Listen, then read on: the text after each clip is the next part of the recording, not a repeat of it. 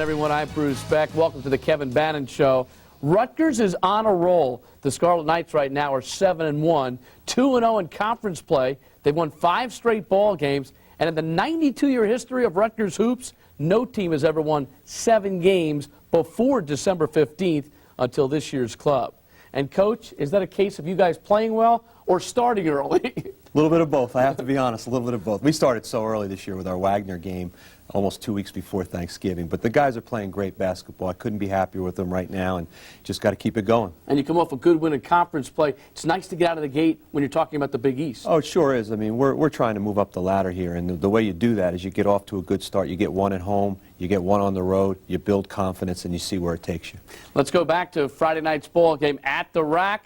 Rutgers taking on the Friars of Providence, and this was an interesting ball game right from the get-go. Boy, it was really a competitive game. They came in really fired up, did a great job, and both teams went at each other pretty good.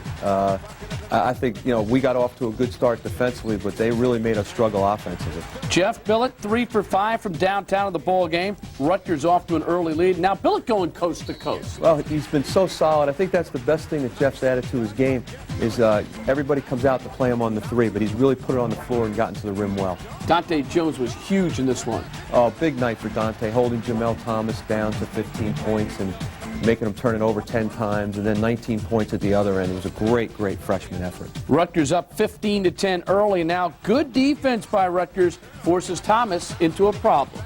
Well, Thomas saw not only Dante, but he saw a lot of other Rutgers jerseys. We really tried to gang up on him a little bit, and it paid off for us. Connolly did help there, as did Corey Wright. The Friars go back up 24-19, but now Rutgers gets to the loose ball. I know a coach loves to see that. Well, you have to get to it. I mean, this is conference play. This is competitive. People are going after each other pretty good, and I thought we were quick and alert all night long. Hodson, 13 points, 7 boards for Rutgers, but Jamel Thomas before the half hits a 3. Providence up at the break, 35-29. What were you thinking? Well, we were lucky. We were lucky to be only down that much because I think we really struggled on the offensive end. Second half, Providence opens up a 9-point lead. Rashad Kent, they'll get you back in it, and then you're working around to the perimeter, and an athletic move there by the young man Jones. Well, you see 2 of our talented freshmen right there. Rashad gives us some points in the paint, and then Dante does something nice and creative. The coach loses his mind a little bit. Hey, here we are, Big East play. Good move by Greer in the baseline. You're a freshman, by the way. I call it a freshman run. 14-3 run, 3 freshmen, a couple of veterans. Well, that's important. That's what our team is right now. Unfortunately, you know, that's just what we have. We have kids with a ton of experience. We have kids with no experience, and they have to blend for us to win. Here's Sean Connolly hitting a 3-point bucket. Providence back in front, 51-50 in the seesaw second half. It was a war. I mean, so many people that were at the game or watching on TV remarked on how hard both teams played and went after each other well. And I think our kids did a great job of just persevering and fighting through it. Now it's 57-55 Providence, then tied at 57 all. A big play here for the Scarlet Knights. Big time move by Dante. We get out in transition, and when you get him the ball with space, he's murder because he can hit the 3 and he can also get right to the rim. Huge tip in there by Greer. Yeah, we need Jeff Greer to get on the glass for us. We're the kind of team that needs people like Greer and Jones to rebound, and we certainly did that. And then Greer right here hit a huge 3 for us. I think that really iced the game. He had a great stretch, 10-0, holding them scoreless for about 5 minutes. Your defense really came through. So I've said that over and over again. I think our team defense is way ahead of last year's pace, and we just have to catch up with our offense a little bit. But here you see Dante. I mean, the guy had a great offensive night for us, but when you look at what he did against Jamel defensively, unbelievable. An incredible night, particularly for a freshman. He forced 10 turnovers in that ball game. Jeff Billett, 17 points, 3 for 5 from downtown. He continues to shoot it well. Yeah, well, he always does that well. I just think he's just been so consistent. We're playing him at the point, we're playing him at the 2, and he's always comes through for you. Hodson, solid, 13.7 boards. Well, the good thing with him, both his rebounding and his points are up from last year, and we need that from Rob. And Rashad Kent, who doesn't miss much, 4 for 6 from the field, 11 points and 6 boards, and he is #1 in the nation in field goal percentage. I know you'd like to keep it that way. Yeah, well, we had a little scare with his ankle, but he's doing very, very well. We're lucky we were able to shut him down for 4 days, and hopefully he'll be healthy for our next 2 opponents. All right, time for our segment entitled Why It Worked. Do we ever have a segment Why You Messed Up or no? Just stop by the office. I've got lots of tape why you messed up. All right, Why It Worked is brought to you by the Rutgers Court Club. And on this particular play, we'll watch Rutgers do something very nice on an inbounds play, which is something you really hope for from a ball club, especially once or twice in a game. All right, Coach, take us through it. Well, here you see, at regular speed, we just take the ball out and we look for to get some spacing here for either Dante or a post-up. But as you said, if you can get a couple of baskets off out-of-bounds plays, it can make the big difference. Think about how many close games we're going to be in. I mean, you can win a ball game this way. Absolutely. Well, here it is in slow motion. I mean, you see right here, we kind of spread it out. Rashad Kent flashes to the corner to create space, or we can throw it into him. We don't throw it into him. So we down screen, and Rob Hodgson goes after Dante here to get Dante the ball with some space. And you'll see when Dante catches this, he's such an instinctive offensive player that he makes a move right away to the basket because he sees how much space that he has. A lot of your stuff really works on guys going away from the ball and setting picks, doesn't it? You have to. I mean, it's all about timing. It's all about spacing. See, right here, Rob's open on a post-up, but Dante instinctively sees the space available to him, and he takes it aggressively to the basket. And that, you want to give your kids options. They can't be robots. You put them in positions where they can make plays. And one of the best things Dante does is make plays. I hear coaches say that all the time, Kevin. You want to take advantage of your talent and play to their strengths. Absolutely. I mean, Dante Jones with space is a terrific offensive player. He can put it on the floor, he can hit a three, and that's what you want him to do. And right there, we gave him space, and he made me look like I know what I'm doing. And that's Why It Worked, brought to you by the Rutgers Court Club. Coach, you've got a busy week ahead, a couple of difficult matchups. When we come back, we'll talk about those two ball games just ahead against a couple of teams who know what to do with the basketball, Temple and Princeton. Stay with us.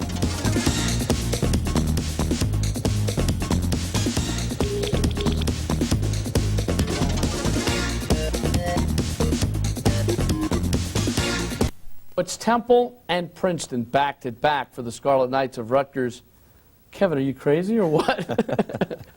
What a way to go into your holiday season. How do you explain that scheduling? Actually, I think it's good for us. We knew going into the bulk of our Big East schedule in this little block of time period, we needed to be tested, and these teams certainly will test us with their unique styles and how well coached they are. And with the local rivalries that they present, we just felt this was actually a very good thing for our team, and I look forward to the challenge. I think down the road it will really benefit the Scarlet Knights. So it's the Temple Owls first at the rack. Rutgers with much success last season against Temple, beating them 72-63 at the Apollo. Temple coached by John Chaney in his 17th season, closing in on Harry Litwack's school record. He's a wonderful coach. Again, a unique style in himself and his team. They present all kinds of headaches for you.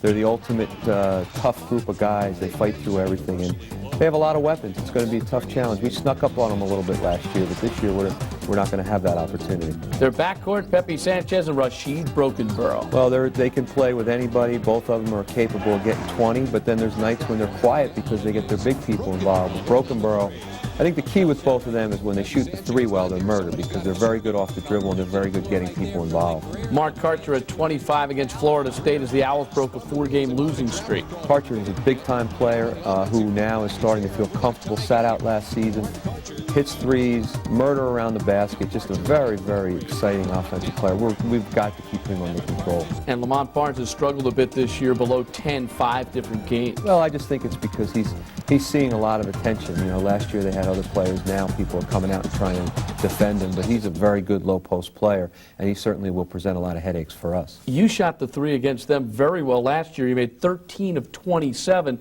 I know they give you certain spots to shoot from, but you have to bury it. You sure do. I mean, when they play that zone with so much confidence that you really need to make some shots for your own confidence, because, you're not going to be able to just dump it inside. You've got to make some shots to keep them honest.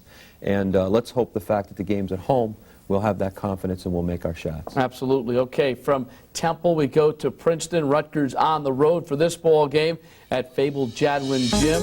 The Tigers are 5-2 right now. They are coached by Bill Carmody. What a season they had a year ago, 27-2. Well, another team here that just that plays its system so well, has so much confidence in the way they play, and present all kinds of headaches for you with their style. So it's going to be an interesting challenge for us. Senior guard Brian Earl. He's as good as a guard as there is in the East. I love Brian, seen him play all throughout his high school career. Can hit deep threes, but just does all the right things, doesn't make a lot of mistakes, and can really defend. Another guy averaging over 17 per ball game, senior forward Gabe Llewellys. There's a guy that was a big piece of last year's success.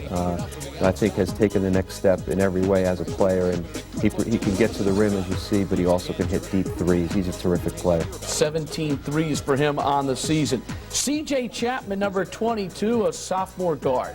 Very talented, stepping up. I think a kid that will come on as the year goes on. This is a team where there's a lot of talent there, but when you're in the system, it just takes a little bit of time, and I think C.J. Chapman's development is very important for their success this year. The big guy is freshman center Chris Young, averaging 6 points and 4 boards per game. It's funny, you could just pop in any Princeton tape, and the center is such an important position for their system. Chris Young looks like a whole bunch of other guys. Right. It could be Goodrich, it could be Howie Levy from the old days. It's a great system, and they always find a player that plays that position well. And when they do, they give you a lot of headaches. And to play the position well at Princeton, you've got to be a good passer, and you've got to make your free throws, right? Yep, and you have to have a hook shot, which why don't most people teach the hook shot? They always have a center who can shoot a hook shot, and they do a great job with it. A little baby hook shot. All right, we like to take games one at a time with Coach Bannon, so let's talk about keys, but let's talk about your next game, which is against the Temple Owls. Well, I think the first thing is rebounding the basketball. They're a very physical, very athletic team, and they thrive on their offensive glass. We've got to limit them to one shot, get the ball out and go. So rebounding the basketball is the first thing. The second thing is, I have so much respect for their zone and the way that they play it, and we just have to do a good job, A, of not turning the ball over, but B, executing, making sure the right guys get the right looks. And then lastly, our team defense has to be good because they have so many weapons and so many people that are capable of getting you on a given night. We just have to be overall very, very sharp defensively, and that's it. And the other thing is, the sellout crowd, they got to add the fourth key. Just do a great job. Do what we always do, because we always make it a tough place for people to play. Well, we know Rutgers is off to an excellent start this year on the hardwood, but what's going on behind the scenes in the classroom? We'll talk about that when we come back on the Kevin Bannon Show.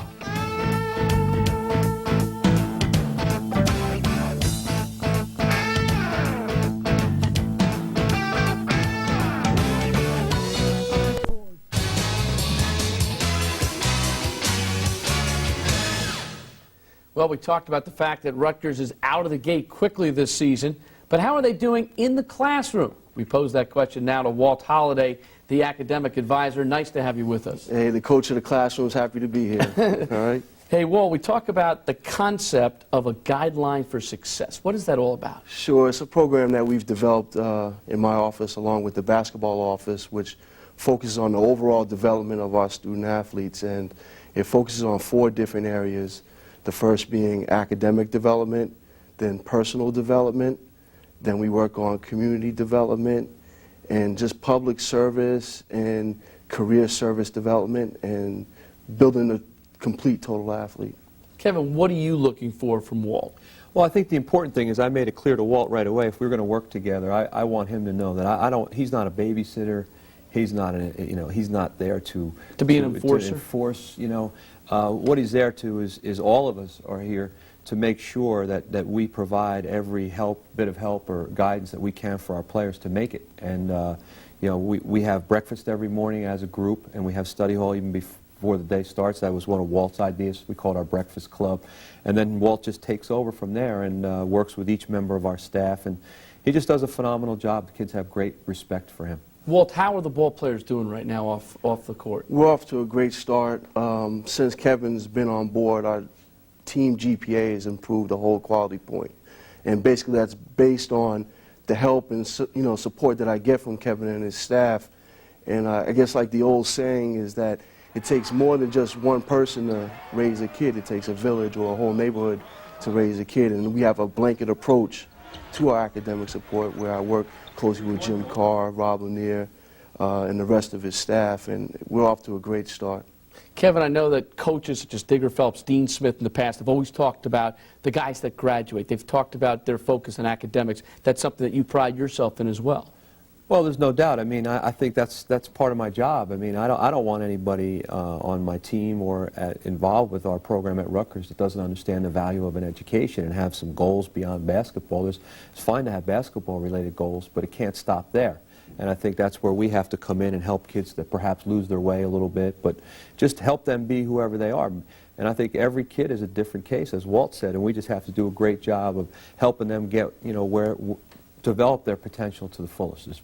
Walt, how do you focus these guys on using their time well and making sure that with basketball practice and other commitments, they can get their work done? Well, Kevin talked about the Breakfast Club, and that's something that I came up with, which helps provide the guys with structure. And quickly, go through a day would be they get up in the morning, the whole team eats breakfast, then they go from breakfast to study hall and from study hall to class, and right from class to practice. So what it does is giving them a lot of structure and teaching them how to deal with responsibility. And that's basically the main focus of our program, is to make these guys responsible young men. Why do you send a questionnaire to the professors prior to the season in terms of each guy and each professor? Well, part of my ongoing duties includes monitoring class progress, so I can keep Kevin and his staff informed of any problems that might arise with the student athlete in class, or also just to pat them on the back when they're doing well. I'm not just to bring bad news. I bring good news too. All right, Walt, a pleasure to have you with us, and we wish the ball players success, certainly in the classroom this season and in the future. Thanks. All right, Kevin, let's get back for a moment to the Hoop of the Week before we go to break, brought to you by Dunkin' Donuts. This one is a memorable one and certainly a milestone in Rutgers basketball history, and it involves a guy named Jeff Billett. Well, he's made a lot of these. He's made a lot of big baskets in his career. Here's a little baseline set for Jeff. Comes off and nails a very big three. That three-pointer making him the all-time leader in three-pointers in Rutgers Scarlet Knight history. 197 threes for Jeff Billett, passing Donnell Lumpkin's record. It's the Dunkin' Donuts Hoop of the Week. Much more coming up on the Kevin Bannon Show. Stay with us. We'll be right back.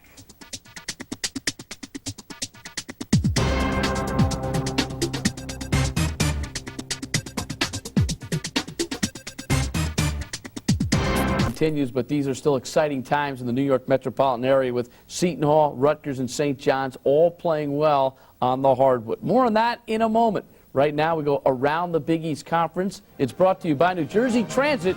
Here's Ken Henderson. There are several ways that you're able to tell a championship caliber team. One of those ways is when they're up against a tough opponent and not really playing their best brand of basketball, they still somehow find a way to get a W. Well, case in point, the UConn Huskies this past Saturday at Fitzgerald Fieldhouse when they played the Pitt Panthers. The Huskies-Panthers matchup highlighted an action-packed day in the Big East Conference. In a game of spurts, the Huskies truly saved their best for last. Albert Morning's fadeaway three-pointer, with just 9 seconds remaining, pulled UConn to within 1. Then, after an errant inbounds pass, Khalid El Amin dribbled up court and hit a jumper in the lane with just 2 ticks remaining to keep the #1 team in the nation undefeated. For years, the Seton Hall Pirates could not beat the Orangemen of Syracuse. But in their last 2 trips up to the Carrier Dome, they've spanked Boeheim's bunch. The Hall got 21 points from Remus Caucanis, including 18 of them in the first half, as the Pirates jumped out to a 15-point lead. Seton Hall never looked back as they downed Syracuse 80-64. Elsewhere Saturday, the Red Storm continued to open eyes with an impressive 95-68 win at Virginia.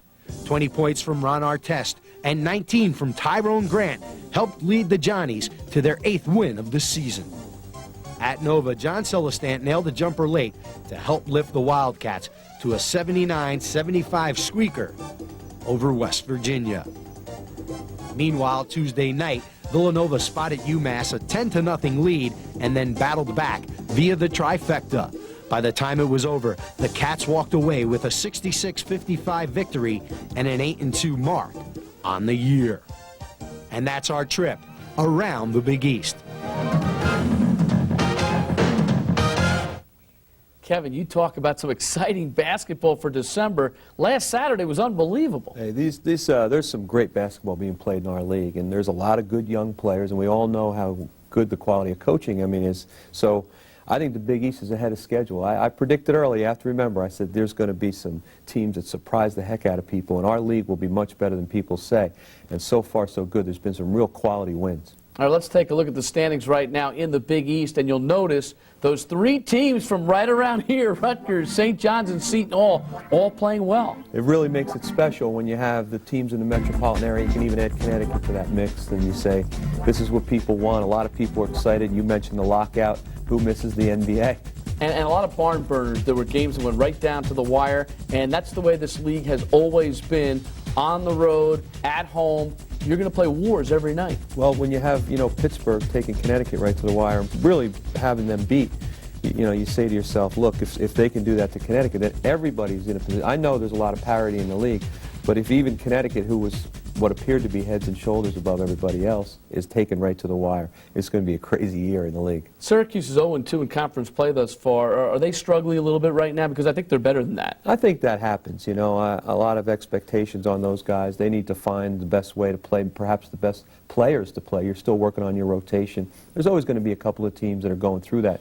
We all know that they're a very, very good team. Good players, good coaching. Syracuse will be there at the end. Do you like playing conference games before January 1st? I do. I think there was a time when I didn't like that, but I think to have a week where you play 2 conference games is very good. It's good for the fans. It's good for the league to stir interest a little earlier in the year, and I do like that. Is the defense ahead of the offense this time of year? You talk about that in football, I think so, probably, because I think a lot of the offensive things are timing and personnel decisions in terms of who's playing with who, team chemistry. So I think that would be an accurate observation. And the defense in the Big East we're known for that. We go after each other pretty good. So there's been some ugly games, but I think they've been entertaining games. And Rutgers' defense thus far this season holding opponents to 40.5% from the field. That translates to 7 W's and only 1 loss. A short break. More coming up in just a moment on The Kevin Bannon Show.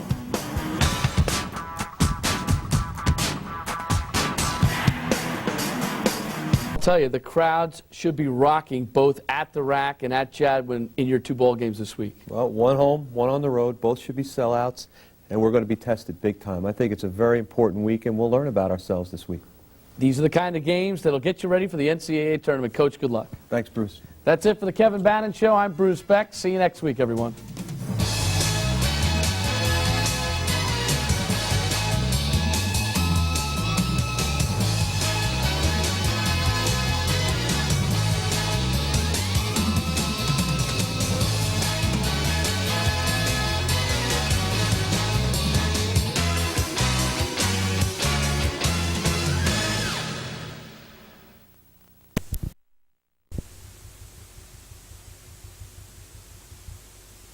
Had a sad shooting performance in a 56-38 loss to Temple. Take a look at the highlights there. 25-22 Temple at the half. Now second half, Rashid Brokenborough with the 3-ball from the corner. He led the Owls with 23 points. Rutgers offense, well, they were on Christmas vacation. 2 misses on the putback. Nope. Let's try one more time. Nope. Kevin Bannon says, can I get a call, ref? They shot 29% from the field. Owls would put this one away. Brokenborough missing the layup, but Lamont Barnes, come on in and clean it up, Lamont. Thank you. 38 points for Rutgers, their lowest output since 1984. Santa with no gifts for Kevin Bannon, who took a bad day at the office in stride. Everybody was very excited about this matchup with Temple, and obviously we were as well. And all I told the guys is we'll find out where we are. Well, we just found out we got a lot of work to do, and you just take your hat off to Temple. And I appreciate the enthusiasm. There's been so much momentum around here, so many positives happening. We took a step back today. That's okay. There's been so many forward, and there will be more forward. It's 40 minutes of basketball. We weren't very good today. You bounce back. That's all. We knew we were playing, a top 25 team, but we were just disappointed because we felt like, obviously they're a good team, but it was more us, I think, than them, and we didn't give our best effort out there, and that's disappointing, with the crowd and with the people, getting excited. We felt we kind of shortchanged them. Seton Hall. Scarlet Knights playing Temple. That and more next. Stick around. Kevin Bannon and the Scarlet Knights taking on Temple. Rutgers looked good early first half. Rashad Kent with a good position under the basket for the easy tap-in. Rutgers by 2. But Temple comes back. Rashid Brokenborough, the steal, and he is going the distance for the layup. Temple leads 25-22 at the half. Second half, all Owls. Lamont Barnes, the offensive rebound, and puts it up strong for the two-handed jam. Temple wins easily 56-38. That is a look at sports. Have a great night. Rutgers hosting number 21 Temple. First half, Owls running. Lamont Barnes, whammo. He finished with 14. Owls by 3 at half. Second half, Rashid Brokenborough for 3. Brokenborough got it. He led all scorers with 23. Temple crushes Rutgers 56-38.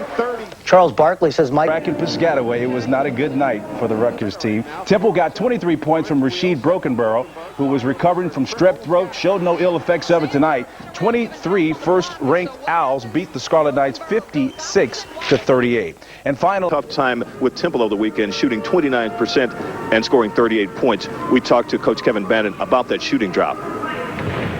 Well, you know, we're one of the better Big East shooting teams. It's amazing. I mean, I said to my wife driving home from the game that we're going to shoot 2 for 19 from 3 about as often as Congress is going to impeach a president of the United States. And I really, you know, when you have a bad shooting like that, you just have to bounce back the next day and tell the kids that's all there is to it. But you can't let it run into other areas. I think when we didn't make some threes, we lost confidence at both ends of the floor.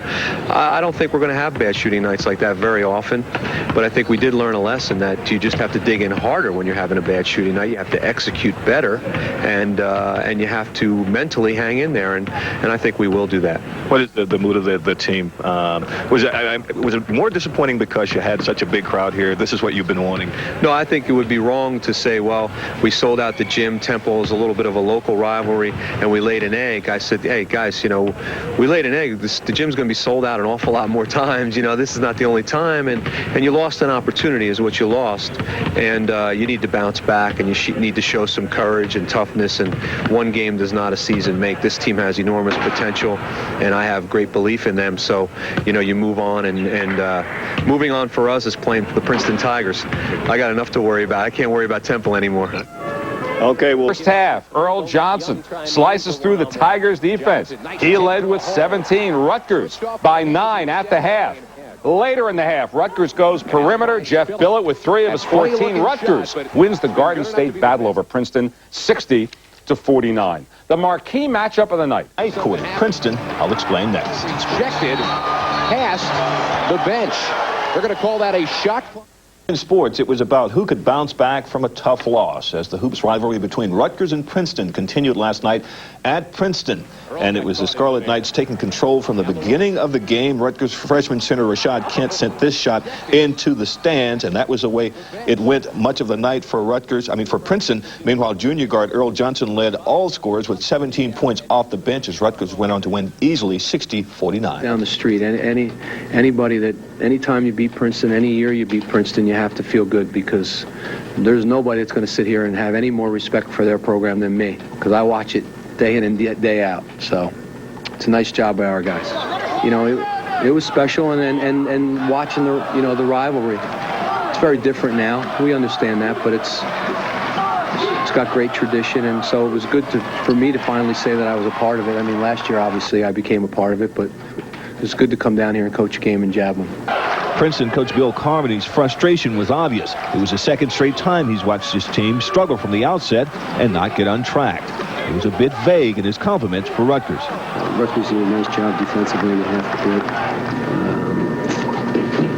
court, guarding our cutters and things. But it's the kind of team that we shouldn't have 17 turnovers against. I told our guys at halftime, I didn't know how many we had, but I knew we had a number of turnovers by half. And it seemed to me that it was a kind of team that was like our second team. They play pretty hard, but if you run your stuff and you're true to it, then you can get a good shot each time down court, and we did not. Rutgers improves to 8-2. Princeton heads to Hawaii this weekend for the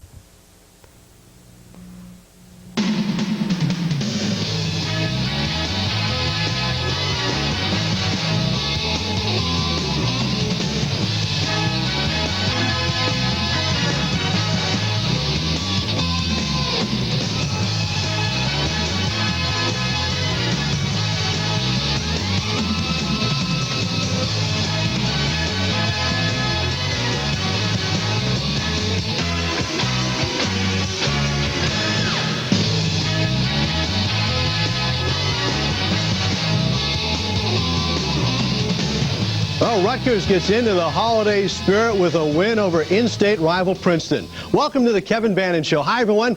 I'm Pat Scanlon, standing in for Bruce Beck this week. Well, if you're a Princeton fan, this guy's the Grinch. But if you're a Rutgers fan, he's St. Nick. Head coach Kevin Bannon. Kevin, congratulations on a big win over Princeton. First game they've lost at home in 22 outings. Well, it was a much-needed win. Even though we only had a one-game losing streak, it was an ugly loss against Temple. We really struggled in that game, so it was very good to see our guys bounce back with the big win in Jadwin. And you shot the ball very well in front of a hostile crowd. Yeah, that was important for us. You got to make shots. That's part of our arsenal, and when we don't make shots, we struggle, so it was very good to shoot the ball that way.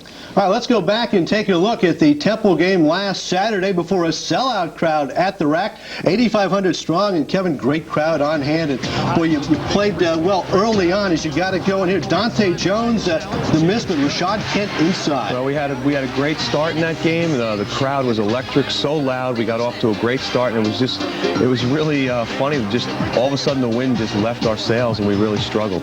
Jones on the follow there, 4-0. Jeff Billett, only 3 of the day. You led 9-2 though. Yeah, when we started that way, you got to give Coach Chaney and Temple credit. They made some adjustments in their zone, and they really got out on our shooters, and we really struggled. I didn't think Pepe Sanchez had missed for a while there. He had 13. Well, you know, we came out trying to stop their inside game because they really struggled from outside, and when you know it, they start bombing from outside, and that really hurt us. Dante Jones, 9.7 rebounds as you cut Temple's lead to 1. Well, Dante's really playing good basketball for us right now at both ends of the court, I should add, and it's just great to watch a kid with all his talent get confidence. Temple led by 3 at the half for head coach John Chaney, then Rashid Brokenborough with a 3. Well, he had a couple of them, and they were very timely. I mean, they just seem to get you right in the heart, and when they have that kind of balance where they can hit deep threes and also the bruisers that they have around the basket, they're just murder to play against. Good movement here, Kevin. Jones to Kent to Hodson, +1. Well, Rashad Kent, for a freshman, has just a great feel for the game, and right there he finds Rob Hodson and makes a nice play. But the Rutgers loses it 56-38. Let's go to happier times, the 104th meeting. Rutgers and Princeton on Tuesday night.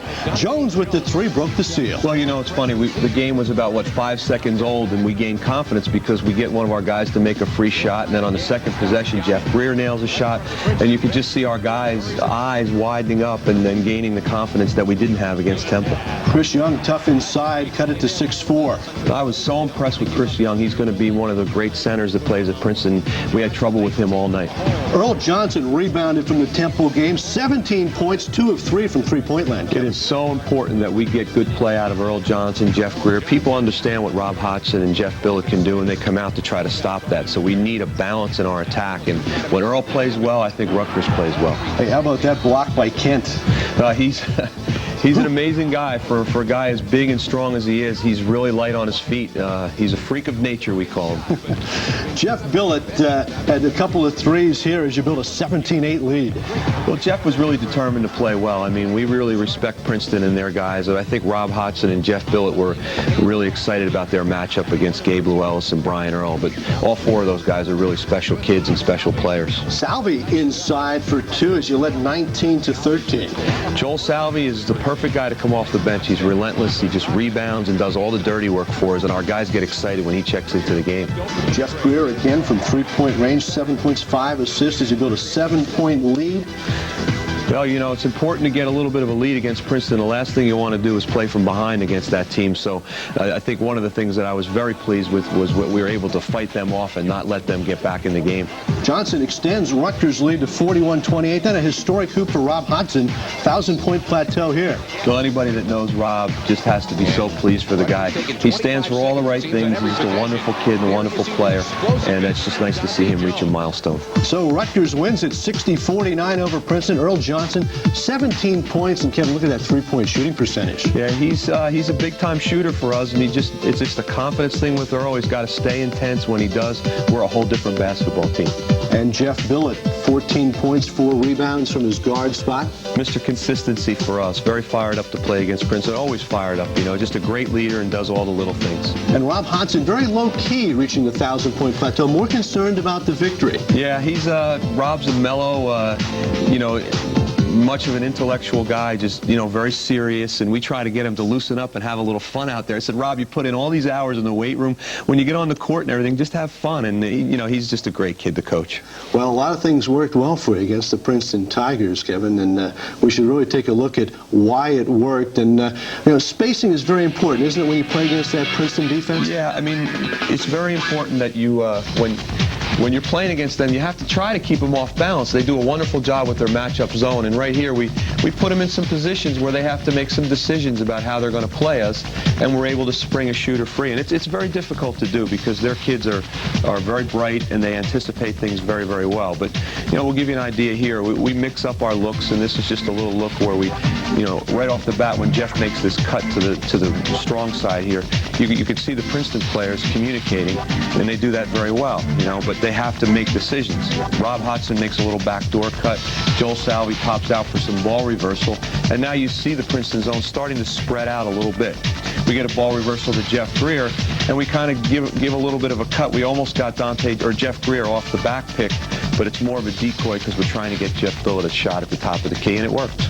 Interesting, you would try to introduce the backdoor cut against the Princeton Tigers, but Billett able to pop out for an off-balance three that went down. Yeah, well, he's so good at that. It doesn't take him long to get the shot off. And our guys did a good job because we cut hard, and we showed them a lot of looks, and they had to communicate, and we were able to spring Jeff free. So it always looks good when it works. And that's why it worked, brought to you by the Rutgers Court Club. And, of course, it always makes the head coach look good as well. Always. You always feel good. We get these great highlights. It's not always like that, Pat, believe me. Well, you're undefeated on the highlight show. That's the way it's got to be, Kevin. Well, when we come back on the Kevin Bannon Show, we're going to visit with the Rutgers coach, our athletic director, Bob Mulcahy. But first, let's get ready for West Virginia. The Scarlet Knights heading off to Morgantown to take on Gail Catlett's Mountaineers. We'll be right back. Stick around, please. Dr. Hester Sonder was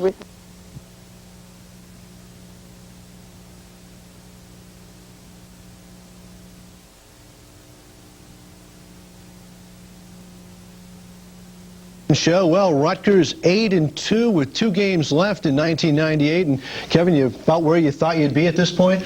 Well, we certainly hoped that we'd be in this position. I knew that it would require that our young guys play well, and that's happened. Our young guys have come along nicely, and it's a nice blend of veterans and new players. So, speaking of youth, you've got Kids Day, Lehigh, in your game on the 27th. One of the 2 games you've got left this year.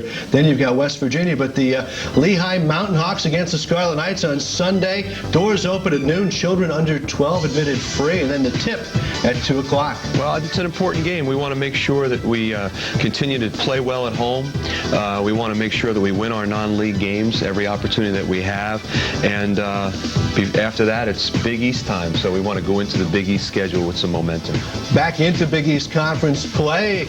Rutgers and the West Virginia Mountaineers on Wednesday. 7:30 tip-off on CN8. Gail Catlett, in his 21st season as head coach of the Mountaineers. And Kevin, he had to replace 5 starters last year. Yeah, I mean, they're one of those programs that's at the level where they can lose 5 or 6 very, very good players and still find a way to be in the hunt and possibly be a postseason team. So I think they've done a great job. They have some quality wins, and they have a lot of weapons, and it's going to be a tough matchup for us. Their leading scorer is Elton Scott, a senior forward. He averages 20 a game. Inside, they've got 33 at the guard spot. Jared Kersey, sophomore, 6'5". They've got good size, Kevin, 6'5" and above in their starting 5. Good size and good athleticism. Here you see Kersey. He's very athletic and can hurt you with a 3. Can score around the basket. I mean, it's a team that's relentless. You see here with their pressure, they really get after you. They keep people coming off the bench, and I think that's one of the reasons why they are able to play at another level, because they played a lot of players last year, and these kids are ready to take the next step. Marcus Gore, 6'8", 230. Could be a good matchup for Rashad Yeah, Kent. he's a specimen. He's a kid that's really stepped up his game, and this one of their young guys, Brooks Berry, is off to a great start this year. Brooks Berry playing very well, good shooter, really coming on over the last 4 or 5 games after a slow start? Well, when you have the horses and you're playing well, I think that's what distinguishes a program, when they can lose 5 or 6 players and still, come out and have a quality team. That's when you really know that you've got your program going, and that's what we aspire to do ourselves, and we're getting there quickly. Okay, it's going to be a first for you, first time as a coach in Morgantown, West Virginia. Let's take a look at some keys of what you feel you have to do to be successful. Okay, this is very important to start well. I laugh. I've heard more stories about this place, and I can't wait to see it. Maybe I shouldn't say that, but starting well, having a comfort level, tough to play on the road anywhere, but I guess this is one of the tougher places to play in the Big East. And secondly, it would be their handle and their pressing defenses. They're very athletic, they're relentless, they show you different looks, and they want to jump all over you and make you very uncomfortable early in the game. And then I think the last thing would be keeping them off the glass. I mean, we have that problem with a lot of teams. We're not the most physical team in the world, and we can't let them, take a bad shot or take a shot and then, kill us on their offensive end of things. So we've got a defensive rebound and basically just have good composure and take care of the basketball. Prior to the West Virginia game, what's the most hostile environment that you've been in as a head coach with a team? Boy, I don't know. That's a good question. I would have to say we had some great wars, and I'm proud of it back in the New Jersey Athletic Conference days, going up to play Jersey City State or down to play Stockton State. And I think, it prepared me well. Everybody has a different path to success, but coaching and being involved in that New Jersey Athletic Conference, the best Division III conference in the country, prepared me very well. I saw it all, and I'm ready for anything after that. There were some great games in the NJC when you were at then Trenton State. All right, let's take a look at our Hoop of the Week, brought to you by Dunkin' Donuts. And it's a great feature this week. It's Joel Salvi with an acrobatic shot, and the junior from Silver Spring, Maryland, getting it done against the Tigers. Joel Salvi's become a very important player for this program. He's doing exactly what we recruited him to do. All the dirty work, he loves it. The guy's on the floor more than he's standing up. And here's an example. He's very athletic. Jeff Greer makes a nice feed to him. And these are the kind of shots that he makes. He's very athletic, and he's got a little nose for the basket. He's done a wonderful job for us. And that's our Hoop of the Week. Well, when we continue on the Kevin Bannon Show, well, Rutgers Athletic Director Bob Mulcahy is going to talk a little basketball with us. Of course, Bob enjoying the turnaround, the Rutgers revival. So stick around on the Kevin Bannon Show. We'll talk Scarlet Night Hoops with Bob Mulcahy right after this.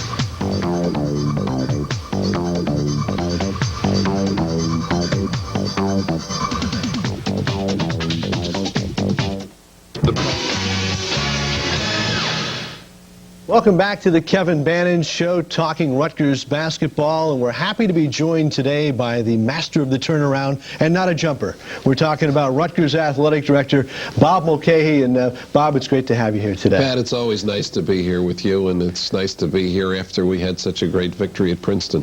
That's right, an in-state rivalry, the Princeton Tigers, and of course Kevin Bannon and the crew did a great job. And Bob, as you take a look at the way things are going now with the Rutgers Athletic program, basketball out to a great start right now. You have to be happy with the way things are going. Well, Pat, I'm delighted. Before we leave the Princeton game, though, I think the rivalry in-state, both with Princeton and Seton Hall, can lead to bigger things in the future. In fact, we're talking about having a trophy as a result of the Seton Hall game. And I think the more that we can do to promote these in-state rivalries helps all of us. Listen, I'm thrilled at the job that Kevin Bannon's done this year. I think he's demonstrated the kind of faith that we all had in him, and I really believe that he's going to be one of the premier coaches in the country in the very near future, and considered that. I consider him that now, but I'm sure others will then. Well, I know Kevin's nodding in agreement. Kevin, that's all right. Speaking of the rivalry, Princeton, Rutgers, Seton Hall, you don't mind playing a Princeton team, although they're a very tough team to play from a style perspective. Other coaches tend to shy away. Why do you like to look at a game like that, and why will you have Bob continue to schedule games like that? Well, I mean, nobody really wants to play Princeton, but I think sometimes you have to, you can't be selfish about it. There's a long tradition there. It's an important game to an awful lot of people in the state, and I also think that from a coaching perspective, like last night's game, for example, or you challenge your team to prepare for any style, and Princeton presents an awful lot of challenges, and you learn about yourself. So I think it's a good game from a lot of perspectives, but certainly at the top of the list would just be the tradition and the number of people that think it's important. Bob, so much involved with the orchestrating the athletic department, administering all the vast number of programs. But when you talk about Kevin Bannon getting to that level as one of the premier coaches in the country, what do you have to provide him from a support standpoint? Well, I think we have to provide the other things to help him get there. It starts with the academic support program. To make sure that the students are real student athletes. It starts with a marketing program, or continues with a marketing program. And as the players get better and we get more recognition, you have a chance to promote your coach and promote your program. But I think everything starts to fall into place. More and better recruits look at the program. It's easier to get more kids interested. I think Kevin's done a wonderful job recruiting, and I think that's been evidenced by the recruiting class for next year. But all of these things sort of go together. My job is to do all of the other things so that he can be successful on the court. It's his job to be successful on the court. And I think that we've forged a very excellent working relationship, and I'm very excited about where we're going.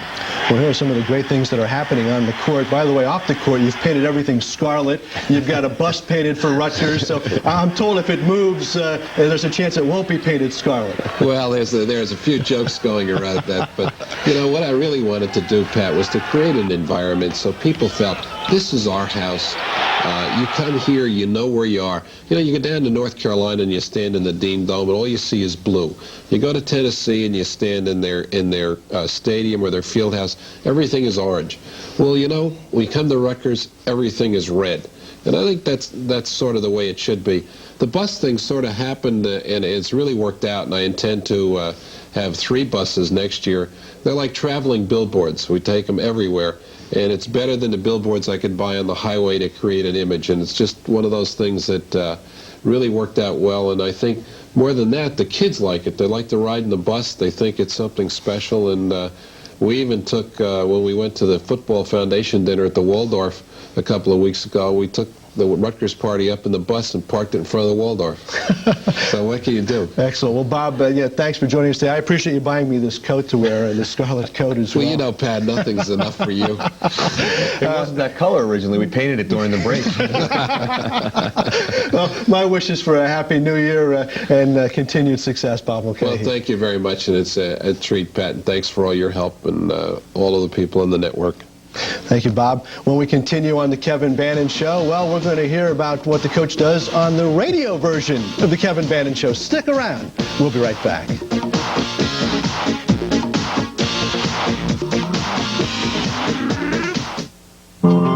Have you ever wondered what Kevin Bannon's doing when his Scarlet Knights aren't playing or practicing basketball? Well, sometimes the coach does some talking. And when Kevin Bannon talks basketball, Scarlet Knight fans listen. The life of a coach, thrilling, frustrating, and a lot of times exhausting. But Kevin Bannon finds a way to reach out to Rutgers fans in spite of this, at times, all-consuming occupation. All here on Kevin Bannon Show live at Sports Grill. Coach Bannon steps off the emotional roller coaster of coaching when he does a local radio talk show on WCTC AM in New Brunswick, New Jersey. Well, when I first took over the job, one of the things we discussed was the radio show. And the show had never been done from a live venue before. It had always been done in the studio. And I said, you know, let's give this thing a shot. And we've never looked back. I mean, it's gotten a great reception, great turnout, lots of support. And it's just a way for some of our most loyal fans to come together. The night is perfect. The Monday night, you do it before Monday Night Football. And I'm really happy that I decided to do it. We have an awful lot of fun. The show is hosted by Bruce Johnson, the voice of Rutgers basketball, while the station's promotional director, Ray Handel, warms up the crowd. Hey, table game, I'll see you there. My role is really just to fire up the crowd every which way I can.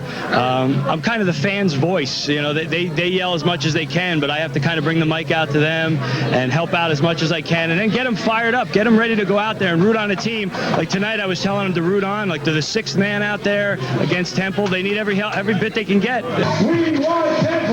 The show also allows the players a chance to come down and talk with their Scarlet Knight fans.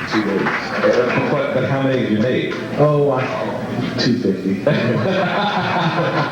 I've always liked this side of the business. It can get tough if you got to come in here on Monday, whether you won 2 games or you lost 2 or 3 games. You still have to come in here and face the people. But I always find that if you have a sense of humor and you're upfront and you're honest, and that to me it's a good outlet. I enjoy the interaction with the people and I appreciate their support. Let's go to Ed in South River. Ed, you're on the Kevin Bannon Show. What's good about the radio show, both from the live audience and certainly from the callers calling in, is that the questions are a little bit different. It's not like right after the basketball game. I find that the people don't get as strategic about, well, why didn't you call a timeout or why didn't you do this? It's almost more of a human interest. They want to get to know the kids better in the program. They want to get to know myself and my staff better. They want to learn about the future of the program. So, I think probably some people would be hesitant doing a show like this because they worry about that Monday morning quarterback thing, but I haven't found that to be the case at all. So we asked Coach Bannon, could this be a second career in the making? I have enough exhilaration from the job that I have with coaching. I love everything about it, and like I say, this is just a small piece of my responsibilities, but I do enjoy it a lot. Kevin, that looks like a great time. Now, where do I go to take part in the Kevin Bannon radio show? Monday night, Draft Pick Sports Bar in the Hyatt Regency in New Brunswick. We really have a blast. I mean, it's a great bunch of people, and, it's just, for me, it's something that I didn't expect. And it's turned out to be something that you really look forward to on a weekly basis. Well, I'm sure one of the things you do is you review the Big East standings and the goings-on, and as we take a look at how things are going in the Big East Conference, nice that the Scarlet Knights are undefeated, along with St. John's and Seton Hall at 2-0. Isn't that nice little metropolitan flair there? It's exciting for everybody in the area. Certainly, UConn still undefeated, though they've been tested. Well, they're the cream of the crop in our league, but there's a lot of other teams that are playing good basketball, and they are going to be tested throughout the year. And West Virginia, your next Big East Conference opponent, has played tough. They've beaten Syracuse. That's a very good victory for them already. They've also beaten Virginia Tech. Yeah, they're going to be there. I mean, they really are. I think there's a lot of teams that it makes it so interesting, the fact that I think really, other than Connecticut, this is a wide open league, and there's going to be a lot of people beating each other up, and we'll see who survives. All right, well, we'll see what's up when we come back. We'll wrap it up on the Kevin Bannon Show right after this.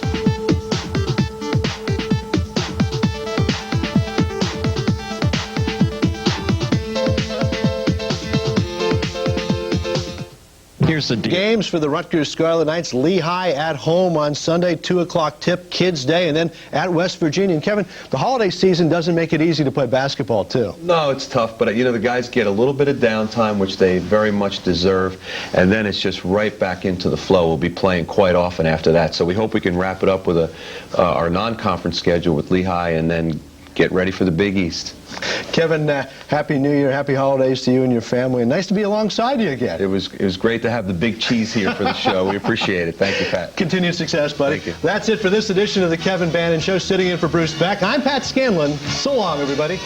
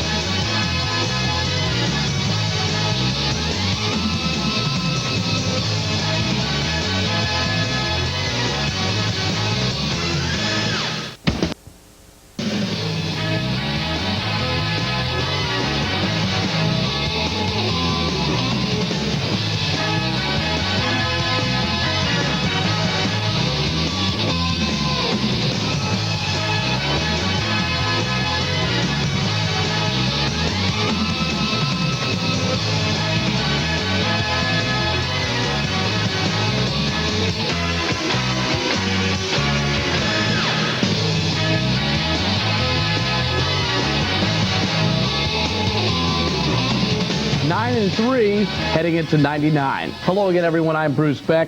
Welcome to the Kevin Bannon Show. 98 was a pretty good year for the Scarlet Knights of Rutgers. An upset of Georgetown in the Big East tournament, a tournament where they went to the semifinals. That was back in March. In December, victories over both Providence and Princeton. But like old acquaintances, Rutgers would like to forget their last ball game against the Mountaineers of West Virginia. And, Coach, a tough way to go into 99. No, it sure was. You know, to watch our guys play such great basketball in one of the toughest places in the league to play for 36 minutes. But that last 4 minutes was a nightmare. We just didn't get it done. We couldn't throw the knockout punch. And when you look at your ball club, it was handling the basketball down the stretch, which killed you. Yeah, I mean, they're a very good pressing team, and they threw it all at us in the last couple minutes. And all we needed to do was send one more message, make one more layup or open three or whatever, or foul shot. But we just had a couple untimely turnovers, and you can't, give a team like that a second chance. No, I still think you look pretty good, Coach. Well, the makeup's hiding the dark circles under my eyes from lack of sleep. Let's begin our review by going back to Sunday's ball game against Lehigh at the Rack, and Rutgers came out of the gate quickly in this one, Coach. Well, it was important to get off to a good start. Anytime you play a game like this, you don't want somebody to come in and get confidence in your gym. And so I thought our guys were pretty sharp early on, setting the tone. Great defense early on. Rutgers opened up a 12-0 lead in this ball game, and they did it from both outside and inside. Yeah, absolutely. I think we did a good job of finding Rashad Kent all night long. He had 20-plus points, and it was one of those games where we had a mismatch there, where he could, have a size and strength advantage, and the kids did a good job of finding him. Kent was 7 for 8 from the field. Jeff Greer hits a three. He's getting back into it offensively. He definitely is. He's playing with more confidence now. We're going to need that. We're in a tough stretch coming up, so it's real good to see Jeff Greer with his confidence. And a little bit of defense leads to offense with Greer, the trigger man. Well, anytime, we really think that we play pretty good defense, and when we are active defensively, it's going to give open court, and I think we're good at that as well. So. Ooh, nice crossover by Dante Jones. Well, that's Dante's game right there. He's so athletic, and he gets to the rim as well as anybody, and that was a great finish. Second half, Rutgers continuing to shoot well, 62% for the ball game. Well, we got a lot of easy shots off of our defense and throwing it into Rashad in the paint. The kids did a great job. Here's Jeff Billett with the steal and the tough layup as Rutgers opens up a 17-point lead. More defense coming up, and Dante Jones, the architect. Yeah, Dante's become such a great defender for us. He's, as a freshman, it's amazing the confidence that he has that he can shut someone down or give us such activity on the defensive end. Rutgers wins it 80-55. Earl Johnson at 13. Now to Morgantown, the ball game against West Virginia, and again, you got off to a wonderful start. We sure did. We handled their press well, and I couldn't believe how many open looks we had from three. We shot the ball from three well. Like I said, most of the night we played very, very good basketball. Rob Hodgson, a season-high 18. Rutgers up 12-5 in the early going, but Elton Scott brought back the Mountaineers. This is a kid that rarely played for them last year, and he's averaging up in the high teens. He's really a talented slasher, a kid that was a big high school player that never quite panned out, but he's had a monster year. So he and Marcus Gorey were their main offensive weapons. Here's Hodgson giving Rutgers a 19-13 lead, and then Earl Johnson with a little bit of razzle-dazzle. Yeah, Earl's been really playing good basketball. I'm pretty encouraged because I see Jeff Greer and Earl Johnson really coming on, and they are very key guys to our success. Now this play's got to upset you. Going into the half, this tip-in gives West Virginia the lead. Yeah, that's not the way you want to finish. Most of the night we did a good job of keeping them off the glass because we knew that that's a big part of their arsenal is attacking the offensive glass. Rutgers comes out gunning in the second half, a plethora of threes. Well, again, when we get those looks, we're going to make shots, I think, most nights. And our guys find each other so well, and they're so unselfish. I was really pleased with the ball movement and the way the guys shot the ball from three. Rutgers up by 8 at one point, but now you're just trying to make sure you close this game out. Well, that's the problem.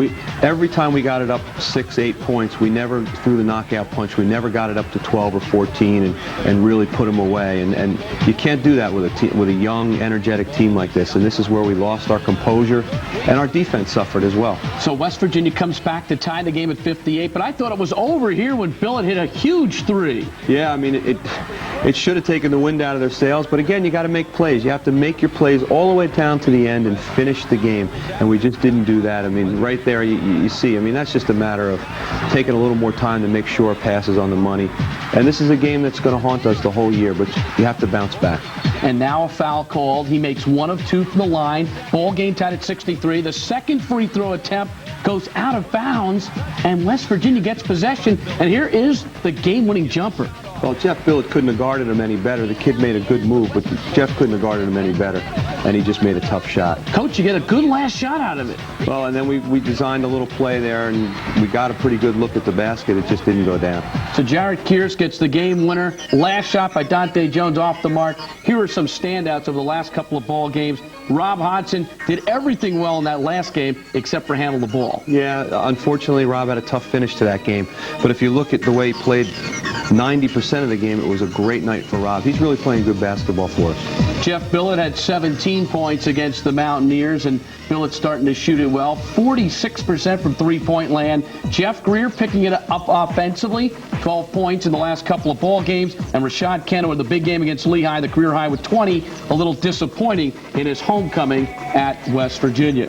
Well, coming up next, a storm is brewing in Jamaica, and it's headed to the rack. We'll preview the ball game between Rutgers and St. John's when we come back.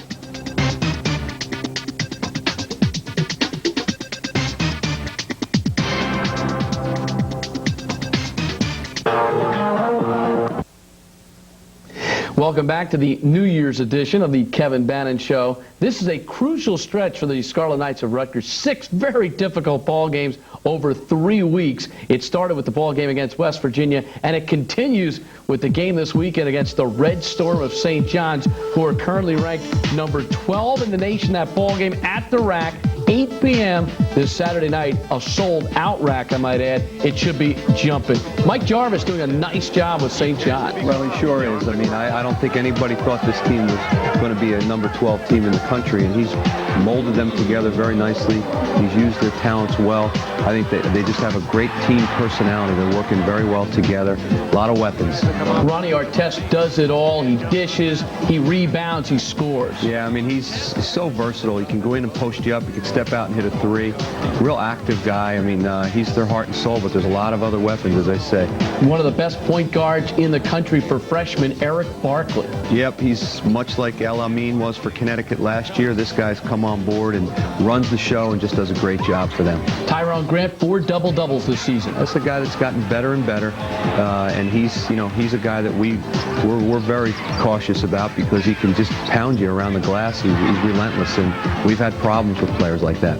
LeVar Postel off the bench this year, 11.4 points per game in 24 minutes. Yeah, see, that's what this team, what I like about this team is they've got some slashers to go with the fellows we just mentioned, like Postel, and they've got kids that can come off the bench, nice depth. You know, Bootsy Thornton there. I mean, he can hit threes, he can slash. There's a lot of talented players on this St. John's team. Colin Charles will also handle a little bit of the point guard responsibilities. St. John's right now 3 points away from being an undefeated ball club. Oh yeah, they're as good as anyone in the country, and I think this is becoming a legitimate Final Four contending team. That's how good I think this St. John's team is. Thank God we're playing them home first at a sellout rack. All right, so how do you attack them? What are your keys for this ball game? Well, I think the first thing we need to do is try to get the tempo controlled, because this is a team that runs off their defense, extends their defenses, and we need to kind of just make it our pace of a game. All right, number 2. The next thing I think is this is a very good offensive rebounding team, and it covers up any bad shots that they might take or anything. They just get it and go get it off the glass, and we've got to keep them off the glass. And point number 3 from Bannon's keys. That would be execute against their pressing defense. Sometimes it's full court, sometimes it's just in the half court, but they're relentless. They do a terrific job with their man-to-man defense, switching out on you and trying to create a little bit of chaos, and we've got to do a good job against that. I'll tell you, this was once just a great rivalry. I remember Phil Sellers going one-on-one with Beaver Smith in 1976 at the Garden, ECAC qualifying for the NCAA tournament. I mean, that was basketball. I don't know where you come up with these things, but I must say I remember the same thing. You know, that was a great era, and it's really nice, and I've said it before, to look at the success that Seton Hall, St. John's, and Rutgers are having, and these rivalries are back. All right, let's go right now to our Hoop of the Week, and we go back to the ball game against West Virginia. The Hoop of the Week is brought to you by Dunkin' Donuts. And, Coach, some good teamwork on this play. It begins with Rob Hodson. Well, Rob's, I love Rob's versatility. He can go out and handle the ball. He brings it up against the press, and there he finds Jeff Greer, who really makes a great pass over to Rashad Kent for the slam and finish in front of his hometown crowd, which was real nice for Rashad. Oh, I'll tell you, Rashad was really excited about being there. He's a part of this Hoop of the Week, but it was not an easy ball game for him. He would have liked to have had the Lehigh game against those type of guys. Well, he's going to have his day. He's a young kid. He's a freshman, and he's gotten a lot already, and he's done a great job for us. But you can't have too much too soon. He's moving along at a nice pace, and I'm very happy with Rashad. Coming up next, a walk-on the Wild Side. Stay with us on the Kevin Bannon Show.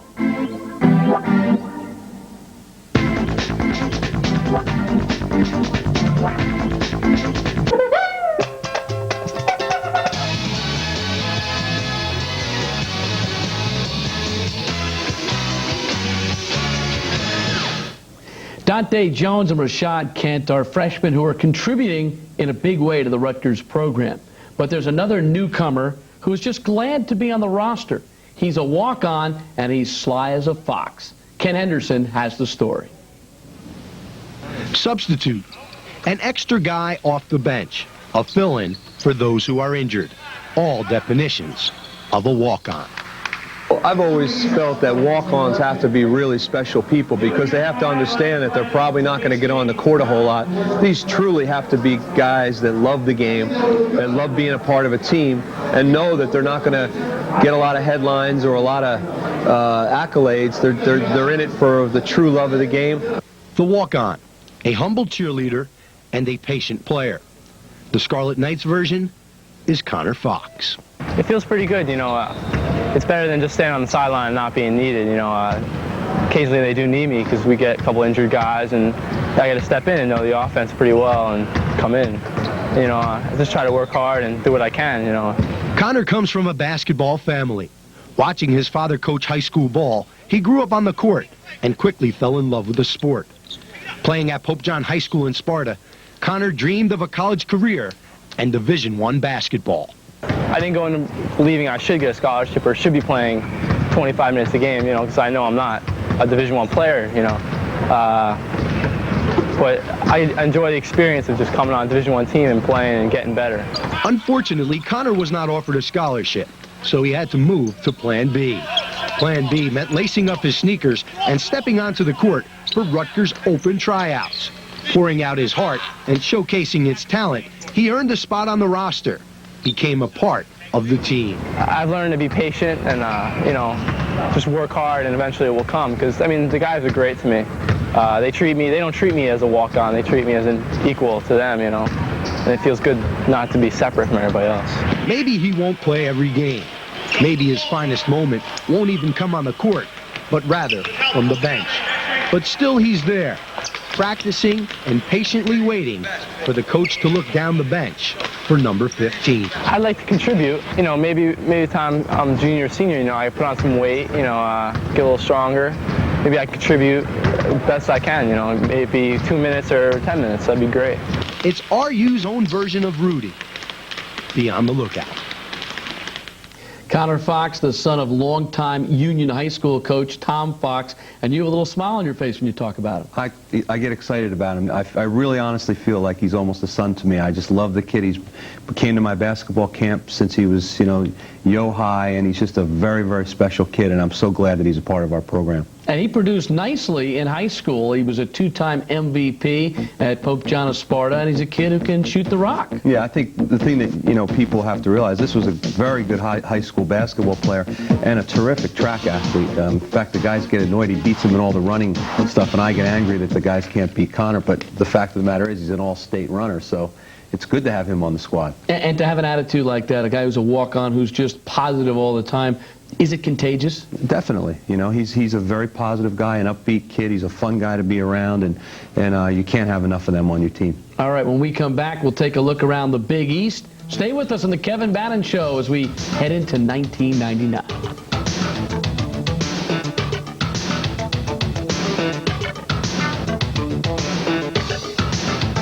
I don't need a book. And this week on Scholastic coaches and teams in Philadelphia and New Jersey. So join me for Scholastic Sports Weekly.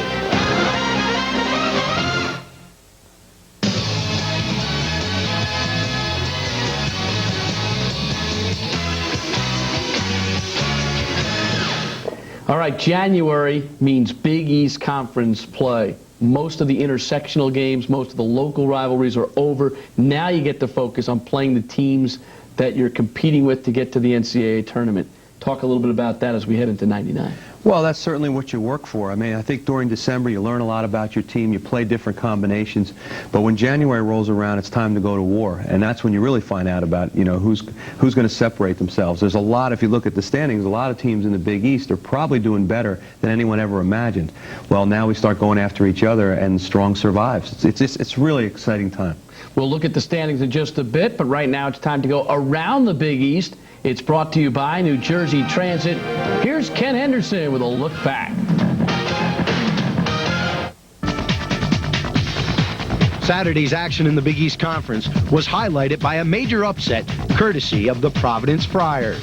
Gene Cady's 9th-ranked Boilermakers of Purdue ran into Tim Welsh's Friars on the wrong day.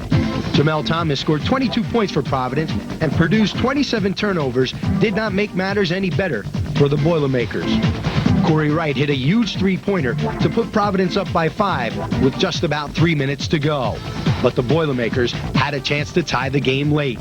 With the Friars up 85-82, Purdue's Jerron Cornell missed not 1, not 2, but 3 three-pointers in the last 25 seconds, and the Friars won by 5.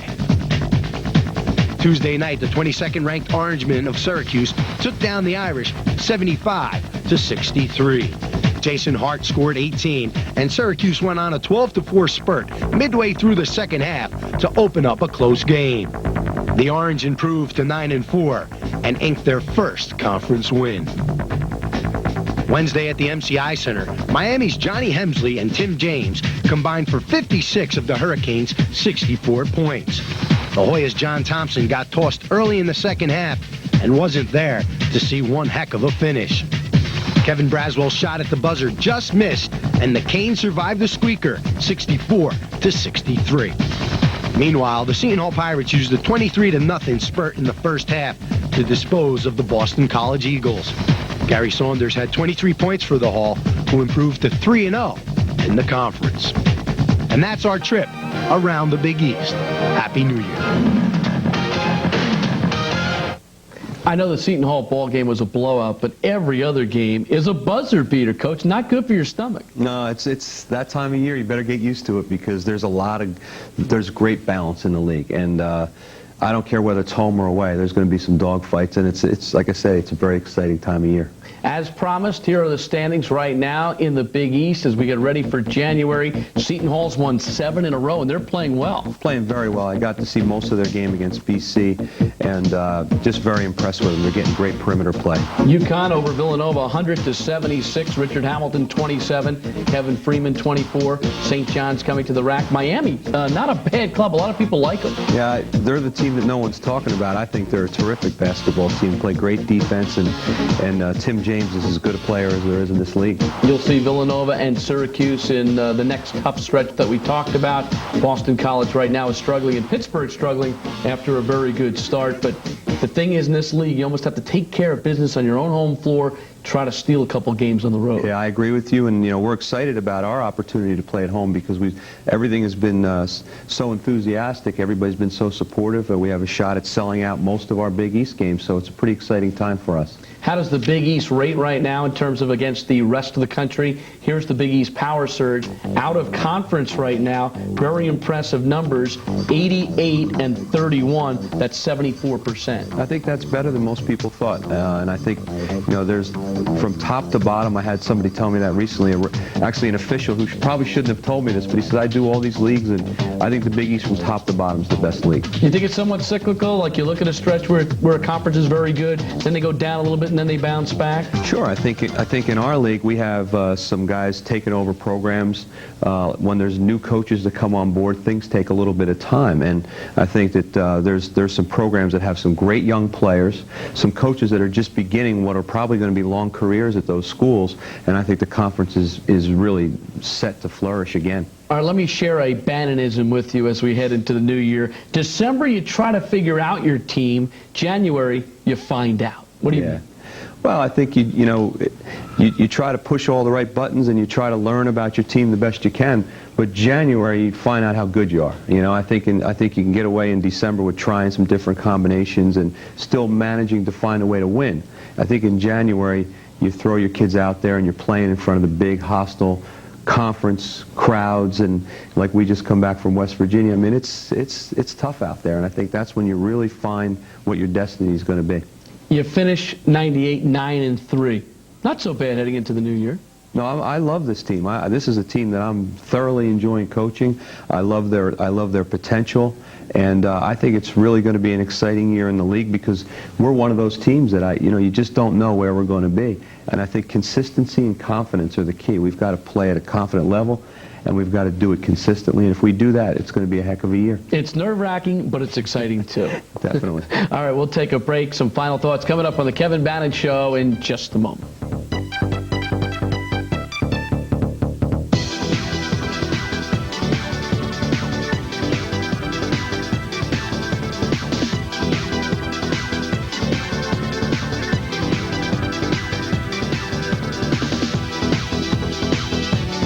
Yesterday, Maggie. St. John's, first of 2 ball games between these two teams this year. This one is at the Rack, the sold-out Rack, Saturday at 8 o'clock. And Kevin, the building should be rocking. This is what college basketball is supposed to be all about. And this is a local rivalry once again. It's great. I mean, I envisioned this happening down the road. Never could I imagine all this happening so soon. The Rack's been sold out for a long time now. We're both having outstanding seasons, ourselves and St. John's. Great local rivalry. The place will definitely be rocking and rolling. It'll be great. All right, your thoughts on this monster stretch still ahead? St. John's, Villanova, Miami back at the Garden against St. John's, and Syracuse. Who put this schedule together? My thoughts are, you forget about the next one. You go out and play each one of them, and you go and you let it all hang out. You see what happens. I have a lot of confidence in my team, particularly playing at home. And you can't look at the stretch. You really have to take them one at a time and just do the best you can. The challenge you have as a coach trying to bounce back from a disheartening loss to West Virginia? Well, you have to lead them. When you get in that gym the next day, you've got to do a great job of picking up their spirits, and you can't, let it get into a skid where one loss becomes another loss. We did a great job of rebounding from a subpar effort against Temple, going to Princeton and getting a win against a terrific Princeton team. And, we're capable of doing the same. I think there's a lot of character on our team, and we'll put it behind us. Coach, Happy New Year. Hopefully there's a lot of victory cigars in '99 for you. Absolutely. You too, Bruce. Thanks. Thank you very much. That's it for the Kevin Bannon Show. We'll see you next week, everybody.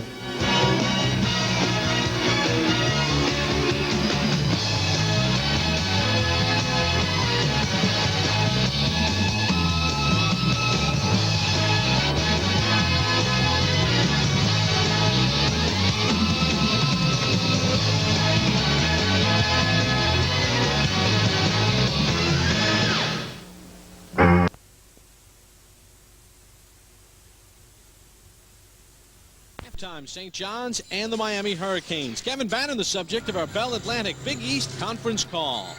Kevin Bannon is in the midst of his second full season at the helm for Rutgers. The future of the program is certainly bright, and Bannon's early success can be traced to 2 things. One being his adept ability to communicate with his players, and the other being his roots. He's a native of New Jersey and stayed at home to play college ball.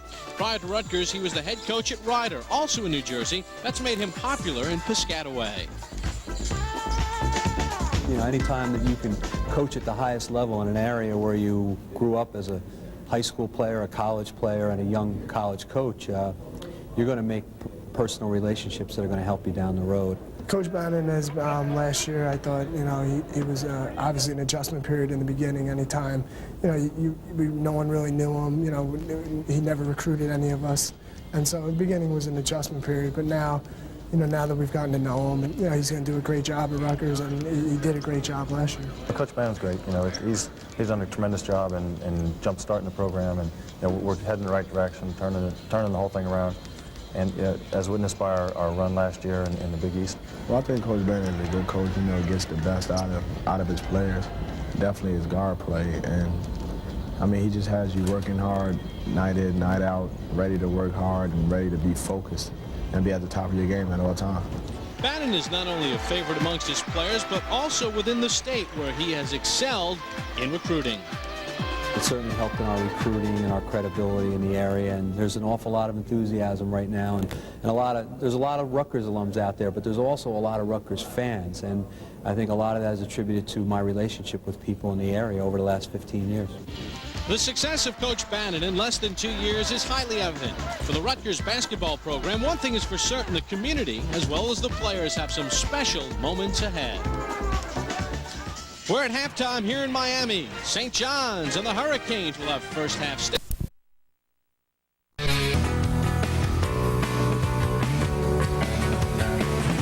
Heck of a start this year for the Scarlet Knights of Rutgers. Their record right now, 9-4, 2-2 in conference play, even with back-to-back tough losses to West Virginia and St. John's. And it's a pleasure to welcome the guy who I work with on his coach's show during the course of the season, Kevin Bannon. Hey, Coach, how you doing? Good to see you again, Bruce. Good to be in a studio situation where you can take phone calls and they can hammer you a little bit. Is that what's going to happen? No, I didn't agree to that. It's a fun hour, and hopefully you can get a pulse of the public to find out what they're thinking of Rutgers basketball.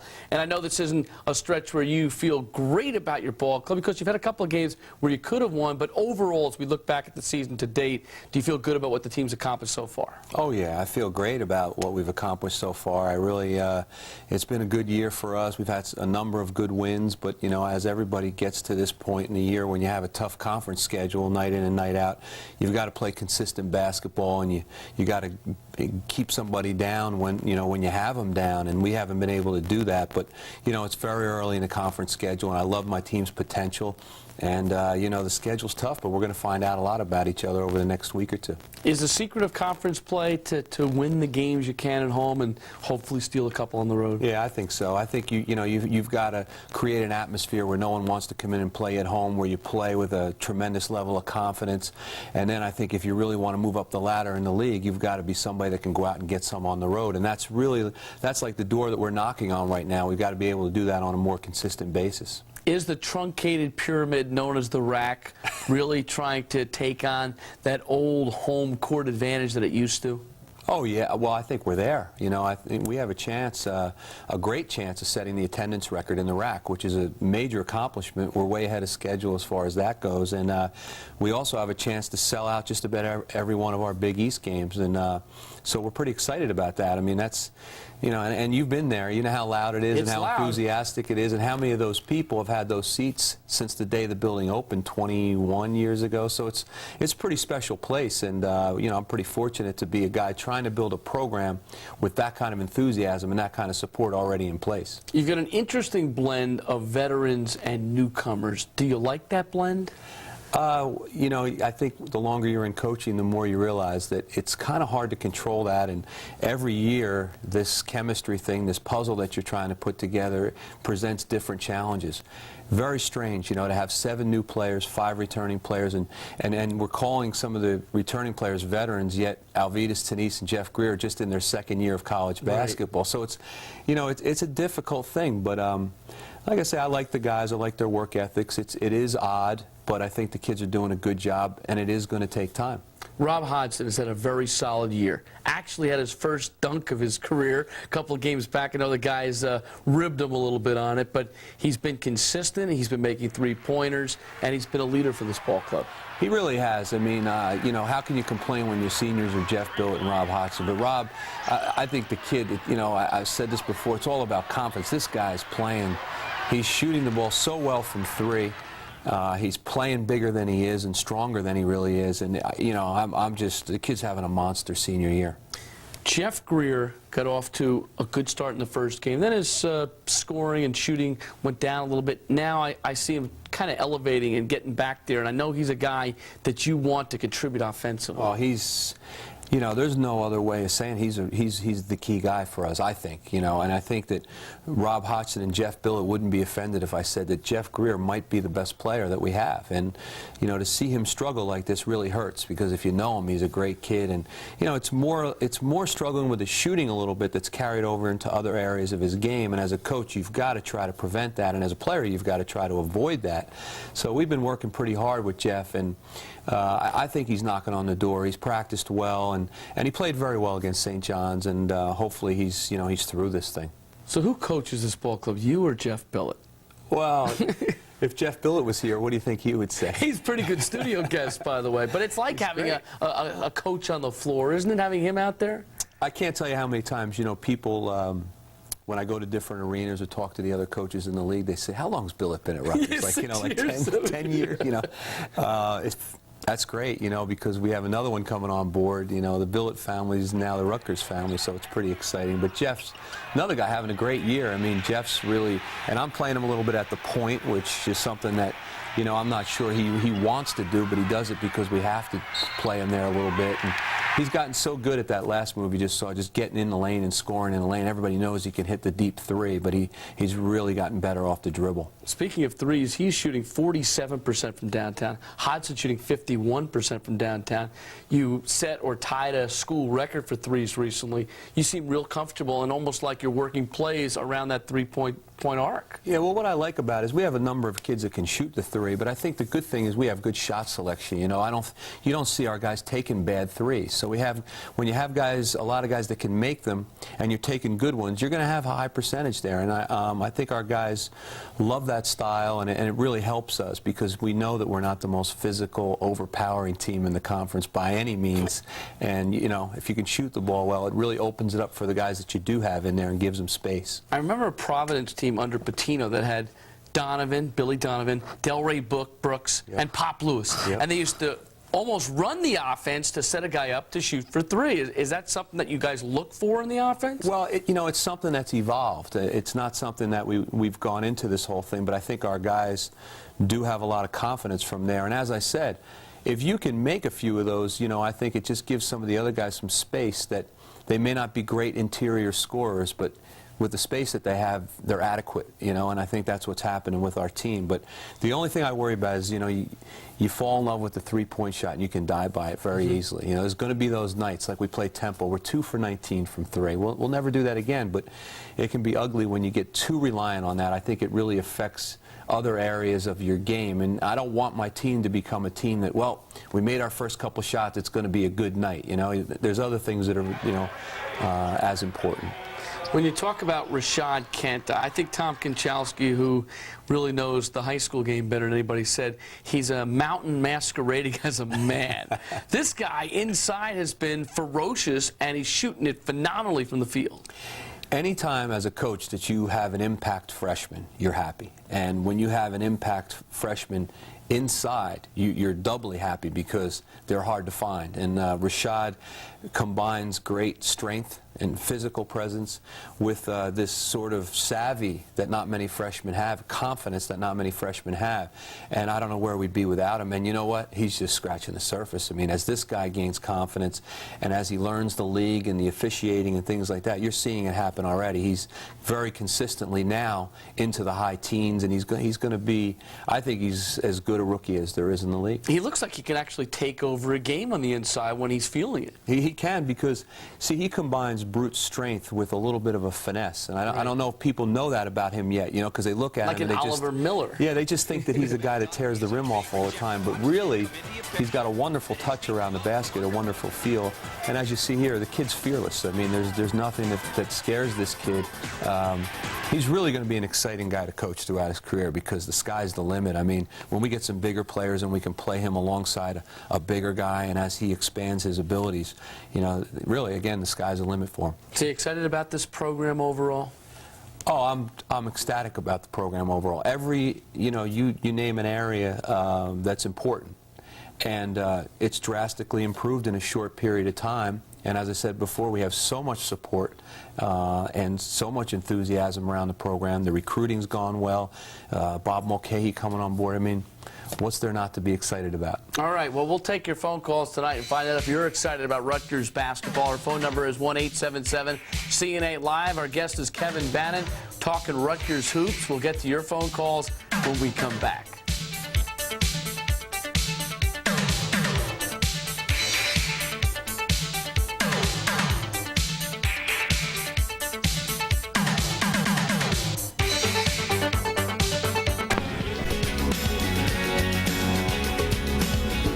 Rutgers coach Kevin Bannon in the studio tonight. We're talking all about the 98-99 season. We're talking a little bit about building a program, and we're taking your phone calls. So let's start things off with Bob from Long Branch. Good evening, Bob. Welcome to the show. Good evening, Bruce. Good evening, Coach. Hi, how are you, Bob? Good. First, a comment about the team, and then a question for the coach. Tonight, I just got back from our Rutgers Court Club, which is the booster club of Rutgers, and we had the opportunity to meet some of the fellows on the team. And I don't know, when the Rutgers fans read in the paper that the coach, really loves his team and he defends them after a tough loss, he means it, because this is a really great bunch of guys. Well, thanks. The question is dealing with the psychology of the end game. I guess we could point to the West Virginia game. It really seems like every college basketball game I watch, when you get in the last 2 minutes and it's a 3-possession or less game, a really tight game, I notice a couple things that tend to happen. The team that's ahead tends to get a little frantic. The team that's behind seems to gain some confidence, and the referees sometimes tend to give the team that's behind a little extra incentive to get back into the game by maybe not calling some of the touch fouls. A little extra whistle or two, huh? All right, well, Coach, this is definitely a key aspect of a ball game, especially when you've got a young team, let's say, with guard play. But your thoughts here on down the stretch? Because, well, I think finishing games is what it's all about. First of all, you've got to put yourself in a position to win, and then you've got to win them. And I think right now, we've won some. First of all, we've won some tough games where we've gutted some out. We've won on the road at Georgetown and certainly at Princeton and out in Hawaii, and so and down at James Madison. So we've done some good things there. But I think the next step for this team is just to, as I've said this before, throw the knockout punch. We've started games very, very well. We've put ourselves in a position to win, but we haven't been able to sustain. And I think, our caller made some good points. I think it's not just Rutgers, but it's common. When somebody makes that last run and you see the game on the line, particularly with young kids, you lose confidence, and then it affects both ends of the court. And certainly in the West Virginia game, that was very, very evident. It was a heartbreaker. You got to take care of the ball down the stretch, don't you? Well, that's what it's all about. You want to put yourself in a position where you're either scoring or getting fouled.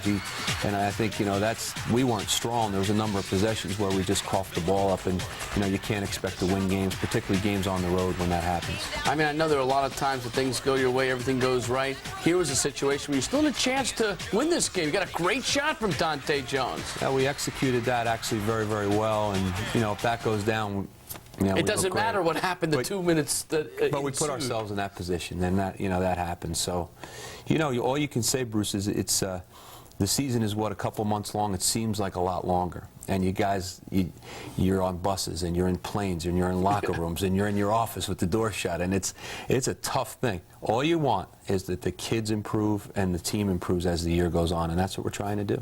Kevin from Seabright, how you doing, Kevin? Hey, Bruce, how you doing? How you doing, Kevin? Good. Hi. What's up? Just a couple comments. I think you're doing a great job with the program. I remember I went to Monmouth University, and I remember when you were at Ryder, and there were some really good games. Great. You guys played against each other. It was really enjoyable. But where do you see the program going, and how do you feel you're going to be able to recruit the best players out of New Jersey? Well, I think, as I said before, I feel great about where the program's going. I think in every way we're a little bit ahead of schedule. And hopefully, by next year we will be in a position to certainly have, a team full of enough of what you need to be a perennial postseason team. Enough size, enough depth, speed, et cetera, et cetera. That's not to say that this year's team can't achieve that, because I believe this year's team can. But I think that, come next year, we want to be in a position where year in and year out, you're winning more than you're losing. You're always in the postseason, whether that's NIT or NCAA. And then when you reach that plateau, now you look at things and you say, well, how do we get to the next step? But right now we've got to get this win more than you lose and get into the postseason every year. That's got to become a reality, and I think we're right there. We're knocking right on the door. I've always said that you can't evaluate a coach until he has a chance to recruit 4 years, 4 seasons worth of players, because then he gets to build the team the way he wants to. He can shape the team or mold the team in his own image. And this is only Kevin's second year, and already he's gotten a number of recruits, including some Jerseyans like Dante Jones, and that's what people want to see from Rutgers football and Rutgers basketball. Yeah, it's a special thing, when not only when you increase your talent level, but when you increase your talent level with local kids, I think it really makes it special, and that's great. With Dante coming on board and Jeff Billett already being on board, but now next year 3 of our 4 signees are New Jersey kids, and I think that's really special for the program. All right, back to the phone lines we go, 1-877-CN8 Live, and Todd from Ewing. How you doing, Todd? Great, Bruce. Hey, KB, how are you? How you doing, Todd? First and foremost, bud, I want to tell you I'm proud of you. 290 wins, 99 wins and counting. Got to pick up 300 against Lapis. The Big East seems to be getting a little bit of a rebirth. I mean, UConn's always tough, but Pitt beat a couple ranked teams earlier in the year. St. John's is back where Carnesecca had them, and you guys are off to a 9-4 start. How big of an impact do you think the Big East will have in March with as many as 6 teams in the dance? I'll catch you at the Garden next week. Good point. This is my Big East press agent right here, Todd. No, I think you're right on the money, Todd. I think that things are cyclical. I've said that before.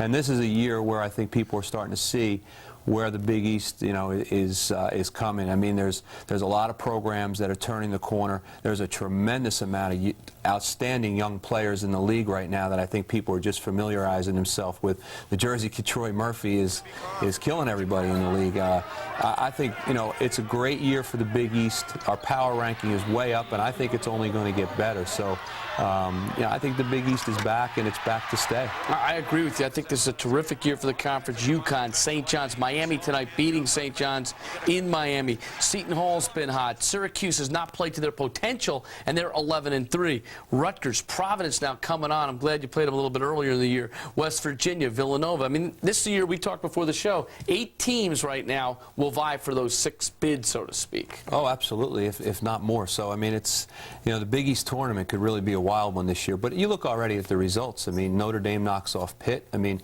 every game in the league has been hairy, and there's been a number of unpredictable outcomes, and it's just, that's what a great league's all about. So I think, and you're looking at a lot of, as I said before, a lot of good young players, which I think bodes well for the future of the league. All right, a short business break. More coming up with Kevin Bannon. Your phone calls at 1-877-268-5483. This is Sports Talk for a Wednesday evening. We're coming right back.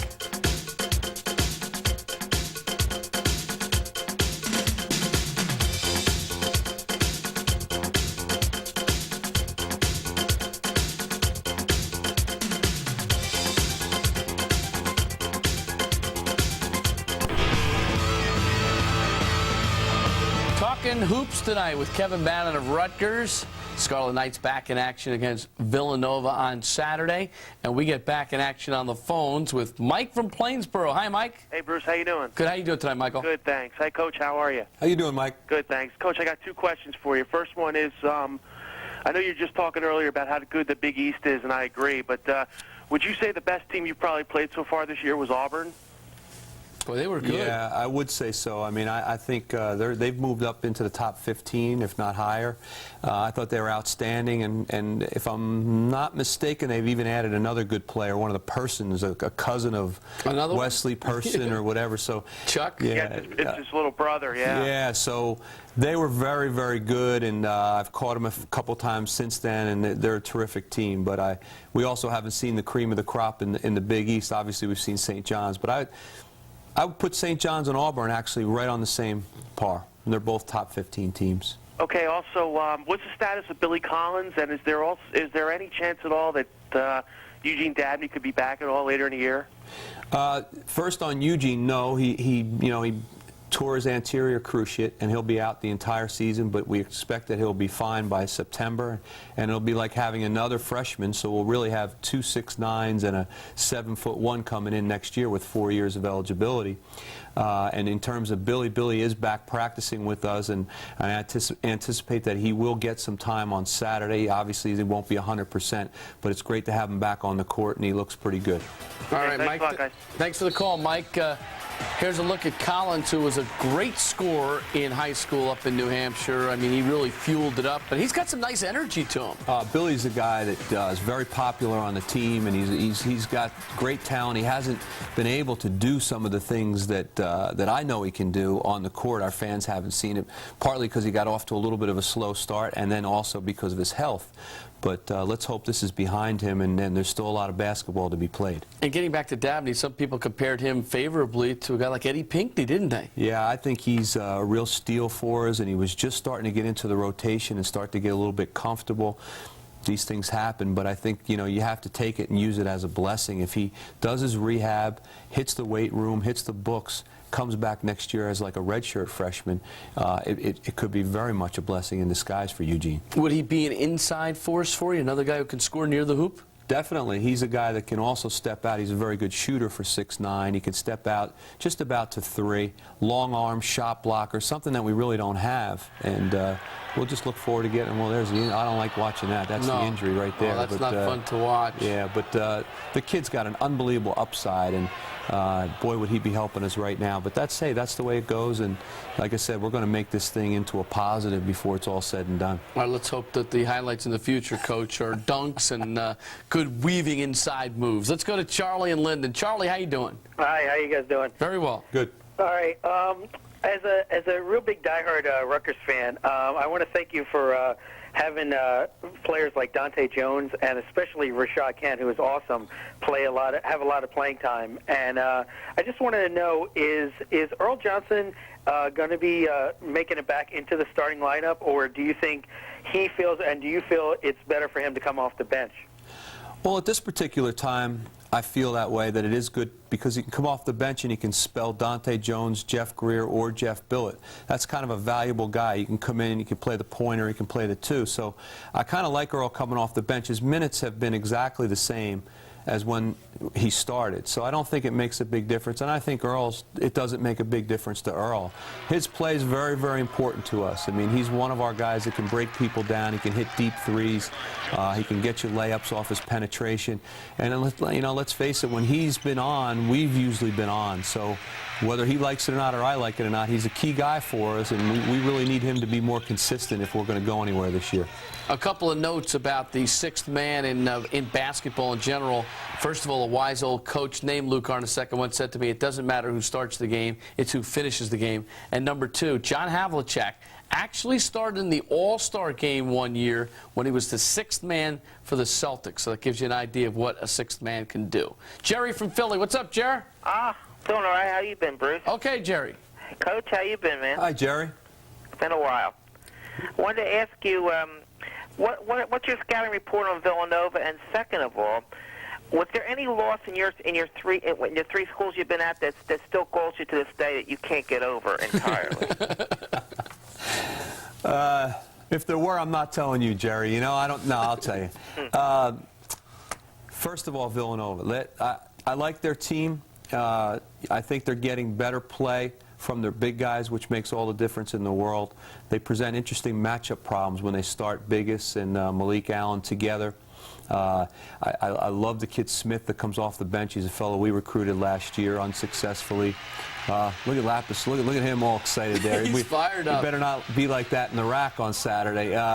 Yeah, I just think they have a nice team. They have a good bench, and they have a lot of weapons. Brown's a weapon. You know, anybody that can go win the Great Alaskan Shootout has to be a pretty darn good team.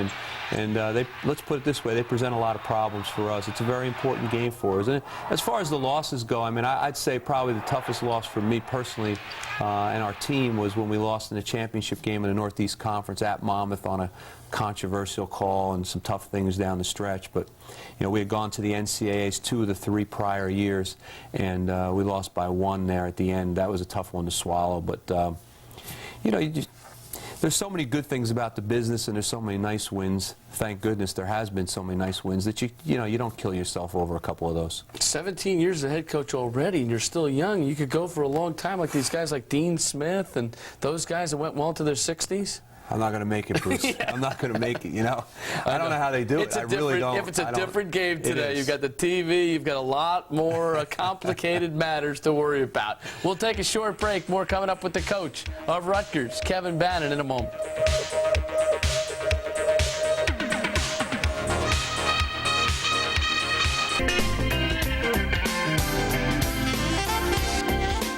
Kevin Bannon's resume includes Verona, New Jersey, Trenton State College, Rider.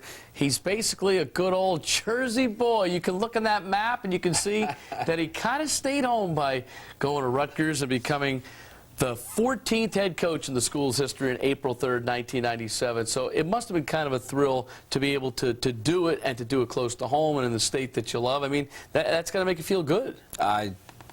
You know, I thank the Lord every day. Honestly, I'm that fortunate. The fact that you can have a high school career, a college career, and your entire coaching career in your home state is pretty special. You know how it is. I mean, in anything, anybody that's successful in anything they do, most times you've got to move around and you've got to sacrifice your family and things like that. And I've been really fortunate in that I haven't had to do that, and I've been able to move up the ladder professionally. It's lucky. You've been in the Garden State or the Turnpike your whole career. Yeah, well, you know, there's some pluses and minuses to that, right, Bruce? That's right. All right, let's get back to the phones and check in at 1-877-CN8 Live with Pat in New Brunswick. Hi, Pat. Good evening, gentlemen. It's an honor to be on your show and great to speak with you. Good to have you, Pat. And we're glad you're here in the state, too, Coach. That's for sure. Thank you, Pat. Longtime fan, first-time season ticket holder. Go back to the days of the barn.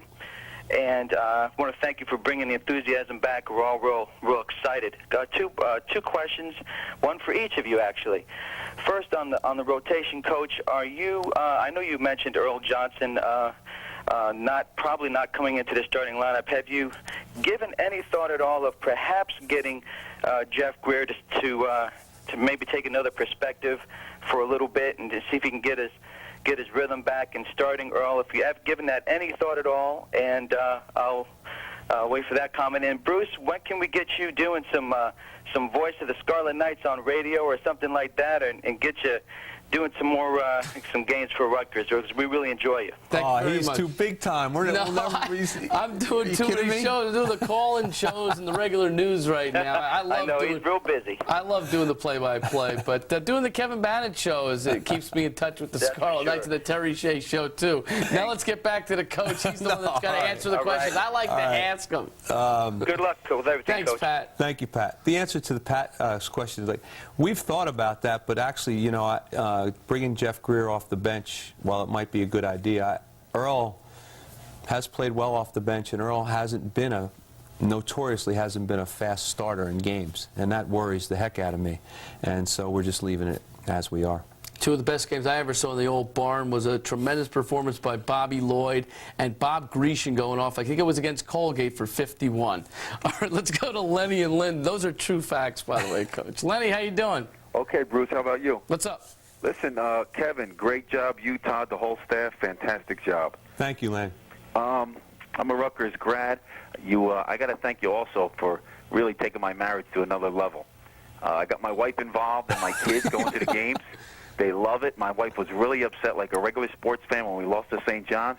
We had him the whole way. And one thing about Rashad Kent, what an exhibition he put on against St. John's, one of the best teams around, and he just schooled him the entire first half. I'm so proud of this kid. And the next point I have is Joel Salvi. He's coming on strong. He plays so aggressive. What kind of role is he going to have against Villanova? What are we going to do against these big guys? And I'll see you at the rack Saturday. Well, thank you. First of all, taking his marriage up another level. Yeah. I've been thanked for a lot of things. I'm not sure I want to be thanked for that. That's I don't know. not on your resume, I don't know how you is take it? that, but he makes a really good point about Joel Salvi. You know, we're not the most physical team in the world. And Joel's not the most physical guy, but he's so athletic and he's got great instincts around the basket. Really got a nose for the basketball. And, you know, it's one of those contrasts in style. Villanova's going to start two big guys.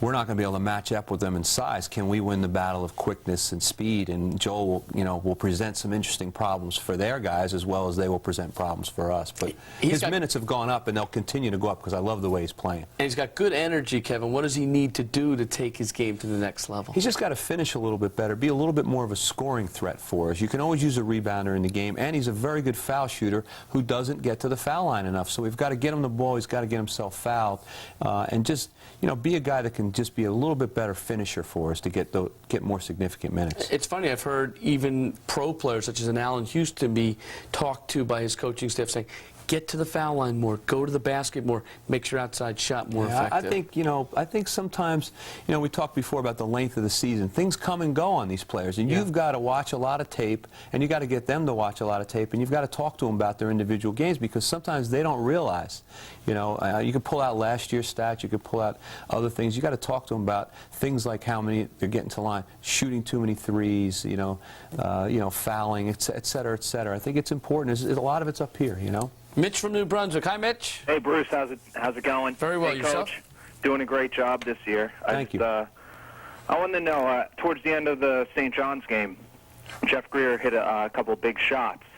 And you think maybe he's pulling out of this funk he's in, or do you think it's been like just going to be a sophomore jinx all year? No, don't say that. Please don't say that. He's got too much on the ball. First of all, he's so bright. He's so coachable. He comes in that gym every day and he's doing everything, you know, that we can to get him going. And you know, if you work hard and you listen and you're as coachable as Jeff Greer and as talented as Jeff Greer, it's not going to be a sophomore slump. I mean, I agree with you. I think he had some real good minutes in the St. John's game, and he's had a good week of practice, and I think he's going to be just fine. Coach, let's take a look at your scoring leaders this year. Is this a blessing or a curse? You don't have one guy who can score 20, but you've got 6 guys who are averaging 7.5 or more per game. Yeah, well, last year we had 4, I think, or 5 average double figures, and this year I think we're well on our way to that happening. I like it. I like our balance. I think on any given night, we may not have a guy that can get 25 on you, but we have about, you know, 6 guys that can get 15 to 20 on you, and I think that's good. Good balance for us. Just need a little more inside scoring, and you know, to move up the ladder. Well, in our weekly segment, Sports on the Web segment, our friends at Comcast at Home have provided us with 3 great sports websites. This week's topic is NCAA conferences.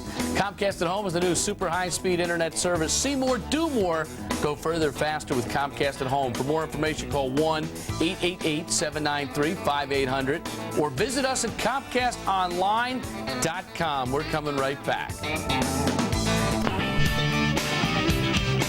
Bruce Beck and Kevin Bannon shooting the stuff here on the set, talking basketball tonight. The Rutgers coach coming into the studio, taking your phone calls. Let's get right back to work. Our number is 1-877-CN8-LIVE. And we've got William from Orange. Long time no hear, William. How you doing, Bruce? How you doing? I'm doing okay. Happy New Year. Happy New Year to you, too. Fire away. Coach Bannon, how you doing? Good. How you doing, William? I'm doing all right. I don't know much about your Rutgers program, because I'm a Seton Hall fan. Okay? That's allowed. It's allowed.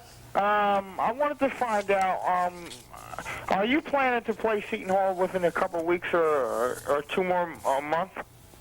I think we play them in mid-February, if I'm not mistaken. We play them in the Meadowlands. They do not come down and play us in the RAC this year. It's just the way the Big East schedule worked out. Right. It's later in February. They open up February at Villanova, at Providence. It's the 21st, Sunday the 21st, 7:30 at the Meadowlands against Seton Hall. All right, William? I think we lost you there, so we'll get back to you, William, in the near future. We appreciate your phone call. That's a rivalry. By the way, that game is a 12 noon game, not a night game, and we apologize for that. This is a rivalry that everyone would love to see just continue to blossom.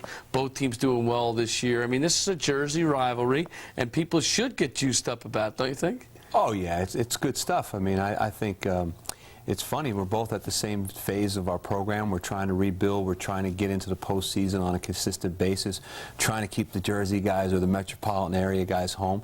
And so far, we're both, pretty successful at doing that. And, there's real good blood between the programs. I think, they're doing a great job, and it's a good, healthy rivalry. And you even throw St. John's in the mix. I think that, if you're a fan of any of those programs, you have to be happy about what's happening right now. And we're covering both teams here on CN8. We're doing the Kevin Bannon Show and Seton Hall Basketball Weekly. Let's get back to the phone lines and check in Princeton with Rob. Hi, Rob. Hey, Kev. How are you? How's it going, Rob? Let me be the first to congratulate you on the national championship. I received your letter today. In response, I said in my letter 4 years, I could tell by the way you coach and your love for the game that Rutgers will have a national championship just by keeping New Jersey's best and New Jersey's best in New Jersey. Secondly, if you haven't expanded on the recruitment class for next year, I'd like to see what recruits are coming in. I've heard great things. And thirdly, did my secretary forward you a denim shirt and a Cluck You chicken hat? Yeah, that's right. I probably forgot to refer to that in the letter, but I appreciate that very much. Let's talk about that recruiting class. Give you a good chance because it's a nice group. Yeah, I'm very pleased with it because, anytime you recruit, you want to address your needs. And obviously, we need to be more physical and get the size. So we have Josh Moore, 7'1", about 285-pound center, formerly of St. Anthony's, but now going to school up at St. Thomas More. We have Kareem Wright, who's 6'9", 320. Much like Rashad Kent, very mobile, good finisher, good touch, but a powerful kid, obviously. Sean Exani from Red Bank is 6'7", about 225, very versatile, Rob Hodgson type of forward, very athletic, strong, and just skilled. And then Todd Billett, who I think is, a tremendous point guard, one of the best in the country, coming on board and addressing a need we have at that position. Kid's going to have a great career for us. Sounds like an excellent class. Mike in Westfield. Mike, how you doing? Mike, you're doing a great job. Thank Been you. a season ticket holder since I started college at Rutgers in '87, graduate in '91. Just have a quick question for you. All right. Alvidas Tanis, I know he hasn't gotten a lot of minutes this year so far, but I was down at the Villanova game last year, and he lit up Villanova for over 20. I'm just wondering, is he going to get some more time this Saturday? Absolutely, because he's practiced well, he's played well in the spots that we have put him in the last couple of games. And, we were talking earlier about how long a season is and how things, for some reason, things come and go.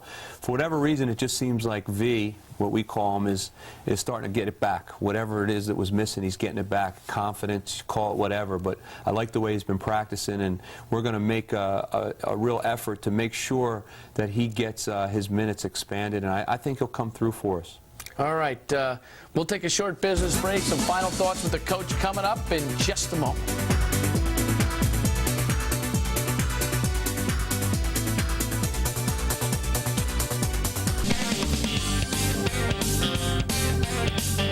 All right, just a couple seconds left in the program. First of all, Coach, you've got Villanova this week. You excited about the ball game? Absolutely. It's in our place. Noontime starts, sellout crowd, followed by Miami. 2 tough but home games, very important stretch for us. And this is overall a monstrous stretch. We wish you the best of luck. Thanks for sharing the hour with us. It went quickly. I sure did. Thanks, Bruce. Always enjoy it. It's been great being on the Sports Talk for tonight. We'll see you tomorrow night, everybody. Stephen A. Smith to talk about the NBA lockout. That's Thursday evening. Have a good night.